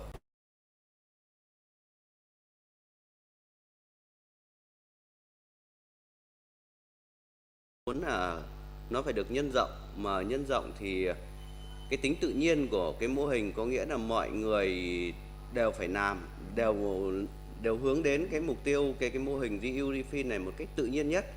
Thì đấy là cái câu hỏi mà em hỏi anh Nhân, không phải là vì đánh giá là anh Nhân làm vì mục tiêu lợi nhuận hay là mục tiêu môi trường. Tại vì cái mô hình của anh Nhân là một cái mô hình điểm, nhưng mà để nhân rộng ra thì làm thế nào để mọi người, tất cả xã hội đều có thể tham gia vào và đều lấy cái ý tưởng của mô hình reuse refill để thực hiện một cách hiệu quả nhất. Em lấy ví dụ, cũng có đôi lúc em cũng suy nghĩ có cái năm 2012 khi mà sang Thụy Điển thì vô tình thấy đi dọc đường thấy một cái người phụ nữ rất đẹp, rất sang trọng, nhưng mà người ta sẵn sàng nhặt một cái vỏ chai để ngoài vệ đường. Đấy là một cái hình ảnh rất bình thường, nhưng mà làm thế nào để nó nhân rộng vào ở một cái đất nước như Việt Nam hoặc là các nước khác, thì đấy là một cái mà em cũng trăn trở. Cũng có lúc đặt ra là hay là do là mục tiêu về lợi nhuận hay là mục tiêu về môi trường mà người ta làm cái việc đó. Thì đấy là cái mà em ở cái góc độ của người làm chính sách thì thường hay đặt ra cái câu hỏi như vậy. Thế thành ra là để anh Nhân có một cái chia sẻ để thấy dưới góc độ của em thì là một cái người làm nghiên cứu về kinh tế học, thì em cho rằng là nếu mà tất cả xã hội, những cái tập đoàn lớn như Unilever, như là Coca-Cola hay là các cái tập đoàn lớn mà hiện nay phân phối mà tham gia được vào sáng kiến về các cái mô hình này, tất nhiên là cái mô hình reuse refill áp dụng vào lĩnh vực dầu gội đầu, lĩnh vực rượu, lĩnh vực bia nó sẽ phải khác nhau, nó phụ thuộc vào tính chất của cái mô hình đó. Nhưng mà làm thế nào để các cái doanh nghiệp đó họ tham gia vào đây họ vẫn đạt được cái mục tiêu là lợi nhuận của người ta vẫn đạt, nhưng cùng với đó là cái lượng chất thải ra ngoài môi trường nó giảm đi. Thì đấy là cái em vẫn mong muốn, và làm thế nào mà để những cái mô hình này, tại vì chúng ta làm thí điểm thì nó chỉ ở quy mô nhỏ thôi, nhưng mà để hình thành, để nó đưa vào thực sự thành cuộc sống và đạt được cái mục tiêu về môi trường, về kinh tế, thì em cho rằng là những cái mô hình như thế này là cần phải được truyền thông vào những cái tập đoàn lớn, những cái tập đoàn mà đang cung cấp những cái sản phẩm mà hầu hết các hộ gia đình ở Việt Nam đang triển khai. Thì đấy là cái mà cá nhân em cũng muốn chia sẻ cái suy nghĩ của cái người làm chính sách, vì nó muốn nó nhân rộng trên toàn quốc, chứ không phải là nó chỉ là 1-2 cái mô hình điểm. Vì chúng ta làm điểm xong thì không đủ cái nguồn lực để chúng ta nhân rộng ra, thì nó lại không hiệu quả, và cuối cùng nó lại chết yểu. Đấy là cái chia sẻ của góc độ của em. Thì đấy là cái mà chia sẻ thêm một chút về cái bình luận, cái câu hỏi của anh Nhân thôi ạ. Thế còn đây là một cái mô hình rất hay. Cá nhân em thì khi mà nghiên cứu ấy thì cũng đã tìm hiểu các cái mô hình này, thì cũng thấy được rằng là ngoài những cái rào cản như anh Nhân nói về mặt chính sách như thế, bản thân những cái quy định liên quan đến hiện nay chúng ta muốn tái sử dụng lại một cái vỏ chai trong bối cảnh hiện nay không dễ. Tại vì sao ạ? Một cái chai rượu hiện nay rồi thì mỗi một cái hãng khác nhau đóng một kiểu khác nhau, thậm chí là cái nút chai đó cũng không thể mở ra để sử dụng được, vì rượu bây giờ là dùng rượu nhỏ giọt, đúng không ạ? Xong là người tiêu dùng bắt buộc phải bỏ. Đấy là những cái rào cản rất đơn giản, về từ cái việc thiết kế cái sản phẩm chai nhựa như thế nào để người ta tái sử dụng cùng mục đích cho việc vẫn đựng rượu, hay là tái sử dụng chuyển từ đựng rượu sang đựng nước. Đấy là một cái rào cản ở góc độ là quy chuẩn kỹ thuật của các cái sản phẩm như thế nào, và cái doanh nghiệp người ta có chấp nhận làm cái việc đó hay không, vì nó còn liên quan đến sở hữu trí tuệ, liên quan đến quyền sản phẩm của doanh nghiệp nữa. Thì thành ra đấy là những cái mà ở góc độ người làm chính sách thì em cũng chia sẻ. Tất nhiên là để đưa được cái này vào thì em nghĩ rằng là cần phải tiếp tục truyền thông, tiếp tục huy động được cái sự tham gia của các cái doanh nghiệp tham gia vào thì rất là tốt. Thế còn về lâu dài thì cũng về góc độ chính sách ở quốc gia và chính sách quốc tế thì cũng có nhiều cái chúng ta sẽ phải từng bước một chúng ta phải hoàn thiện. Ví dụ như là tiêu chuẩn, quy cách của một cái sản phẩm, một cái chai, một cái vỏ nhựa như thế nào, thì đấy cũng là những cái mà đặt ra hiện nay. Đấy em cũng xin chia sẻ như vậy ạ.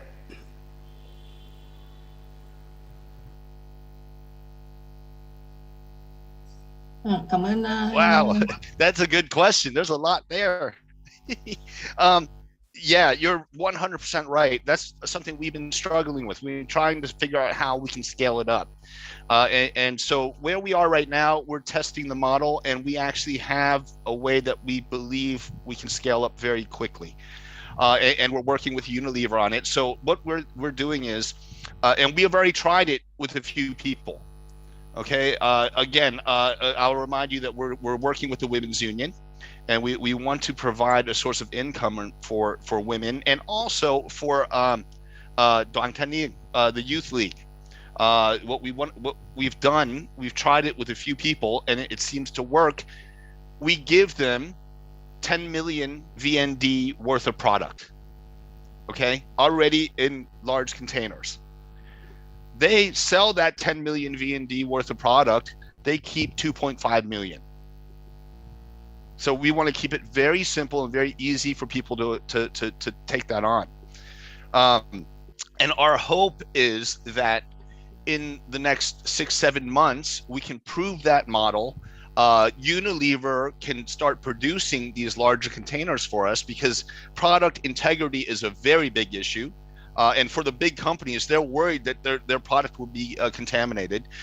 We are looking at, we have to look at liability insurance. I mean, there's a lot of factors, but where we hope to scale up is we will give people an opportunity to make some money selling products that everybody already buys. And so we want to make it a very grassroots activity. And again, going back to the raising awareness bit, anybody that wants to sell our product will have to go through our training about the environment. So we will raise their awareness. They can make some money from it. And hopefully, if we do our job right, they will also start training and teaching the people that they're selling to. Now, for this to happen, there's a lot of things that need to work. Unilever has to come to the table with a good price for us. We have to address the channel conflict issue. I mean, there's a lot of things, but that hopefully is one way we can expand and scale up with refill. You also mentioned communication and PR, and you know what? I've been living in Vietnam since 2003, and I think Vietnam is fantastic. I mean, when Vietnam wants to do something, they do it. And I mean, you know, the helmets. I keep talking about the helmet law. And I don't know how old everybody is, but I remember the day that everyone started wearing helmets. And overnight, it just changed. And I think, and COVID is another fantastic example about how the country can mobilize and just let's fix this. So I hate to say it because it's something that people always say, you know, if the government put the mind to let's make this happen, I believe in a few years it's going to happen. And the people change in Vietnam very quickly. I mean, that's one thing that I think is so amazing. I'll just say one last thing about communication and PR. We have to remember that all the other countries have had to deal with this similar problem. I grew up in the United States in the 1970s. In the US in the 1970s, people littered. They threw trash out windows of cars, just like people in Vietnam do now. But what happened was Coca-Cola, Philip Morris, a number of companies came together and said, hey, we're gonna start an organization called Keep America Beautiful. And then they and the government started really promoting and saying, hey, we have to stop littering. And it took a generation, but now you don't see Americans littering like they used to. We see the same thing happen in Singapore, same thing in Taiwan. And, you know, Vietnam is just, I mean, we could do it and we could do it even faster, I think. So, I mean, having lived here for the last 20 years, I really believe that. I think the Vietnamese people and the government, I mean, when they set their mind to something, boom. I hope that answers your question. There was a lot there. Anh Nhân ơi, còn một câu hỏi dành cho anh ở trong chat box từ bạn Nhân ở Aeon. Anh có thể đọc câu hỏi và trả lời luôn được không ạ?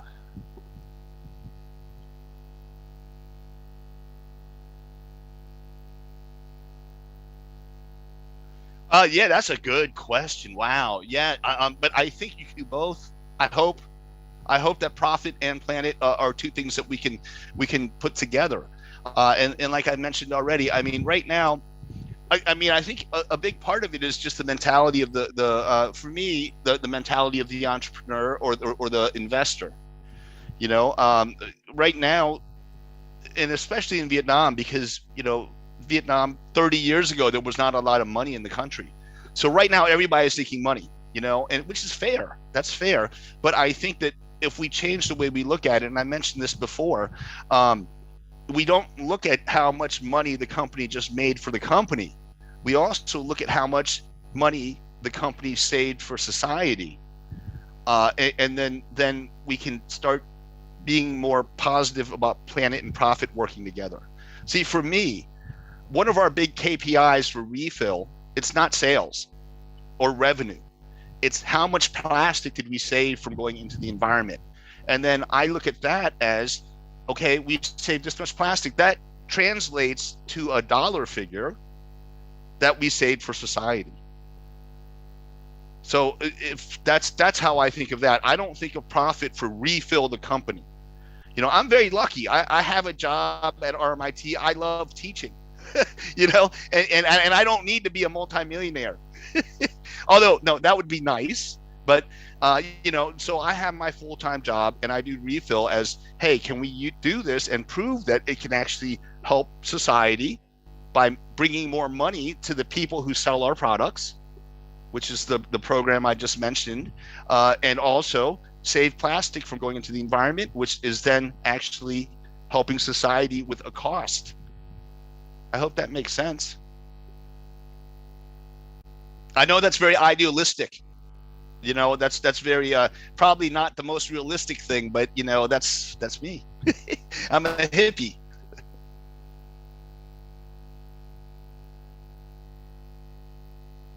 Vâng, xin cảm ơn anh Nhân ạ. Có quý vị nào muốn phát biểu nữa không ạ?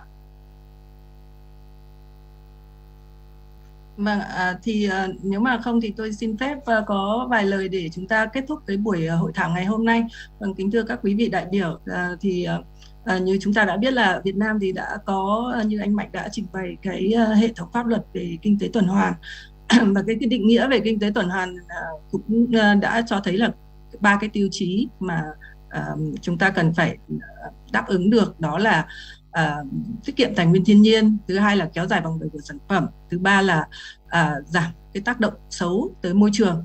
Thế thì chúng ta có thể thấy là cái mô hình tái sử dụng nạp lại này nó đáp ứng rất là cao đối với lại ba cái tiêu chí của kinh tế tuần hoàn. Và cái mô hình mà tái sử dụng nạp lại này thì nó không phải là mới. Bởi vì các anh chị 7X, 6X, 7X thì chúng ta quá quen với việc là cầm chai đi mua rượu, cầm chai đi mua mắm, mua dầu, đúng không ạ? Trong những năm trước năm 90. Thế thì bây giờ là cái lúc mà để chúng ta gọi là tiếp tục cái ý tưởng, cái việc mà chúng ta đã từng thực hành ở trong quá khứ, nhưng mà ở một cái quy mô lớn hơn, trong một cái bối cảnh nó khác hơn. Bởi vì hiện nay chúng ta đang sử dụng rất là nhiều cái đồ nhựa sử dụng một lần, và cái thói quen về sử dụng nhựa sử dụng một lần thì nó đã ăn rất là sâu vào trong cái nó đã trở thành một cái thói quen rất là khó từ bỏ, và nhưng mà nó không phải là không thể. Và hôm nay thì chúng ta đã được chia sẻ rất là nhiều những cái mô hình tái sử dụng nạp lại, cũng như là cái chiến dịch tăng cường tái sử dụng của các cái nước mà cũng có cái điều kiện tương đồng với lại Việt Nam, như là Philippines, Indonesia hay là Singapore. Thì chúng tôi rất là hy vọng là trong cái buổi hôm nay thì các quý vị đã có thể lĩnh hội được, tiếp thu được, hoặc là nắm được tất cả những cái kiến thức, cũng như là những cái bài học kinh nghiệm, những cái thông tin về làm thế nào để mà chúng ta áp dụng cái mô hình tái sử dụng nạp lại ở một cái quy mô lớn hơn trong cái ngành công nghiệp, trong cái nền kinh tế của chúng ta hiện nay. Vâng, thì nếu mà các quý vị còn có câu hỏi gì nữa thì chúng ta có thể chia sẻ, có thể gửi cho ban tổ chức, và chúng tôi sẽ gửi tới các cái diễn giả để có thể có câu trả lời và gửi lại cho các quý vị anh chị. Vâng, cuối cùng thì thay mặt cho Liên minh, cũng như là thay mặt cho ban tổ chức là Viện Chiến lược Chính sách Tài nguyên và Môi trường, Tổ chức Môi trường Thái Bình Dương và Liên minh Không rác Việt Nam, thì chúng tôi xin cảm ơn tất cả các quý vị đại biểu đã tham dự cái hội thảo ngày hôm nay, và xin cảm ơn tất cả các cái diễn giả đã có những cái bài trình bày với những cái thông tin rất là bổ ích, và xin chúc các quý vị có những ngày bình an, và chúng ta sẽ cùng nhau triển khai và áp dụng cái mô hình tái sử dụng này ở Việt Nam. Xin trân trọng cảm ơn. Vâng, chúng ta xin kết thúc cái buổi hội thảo ngày hôm nay ở đây ạ.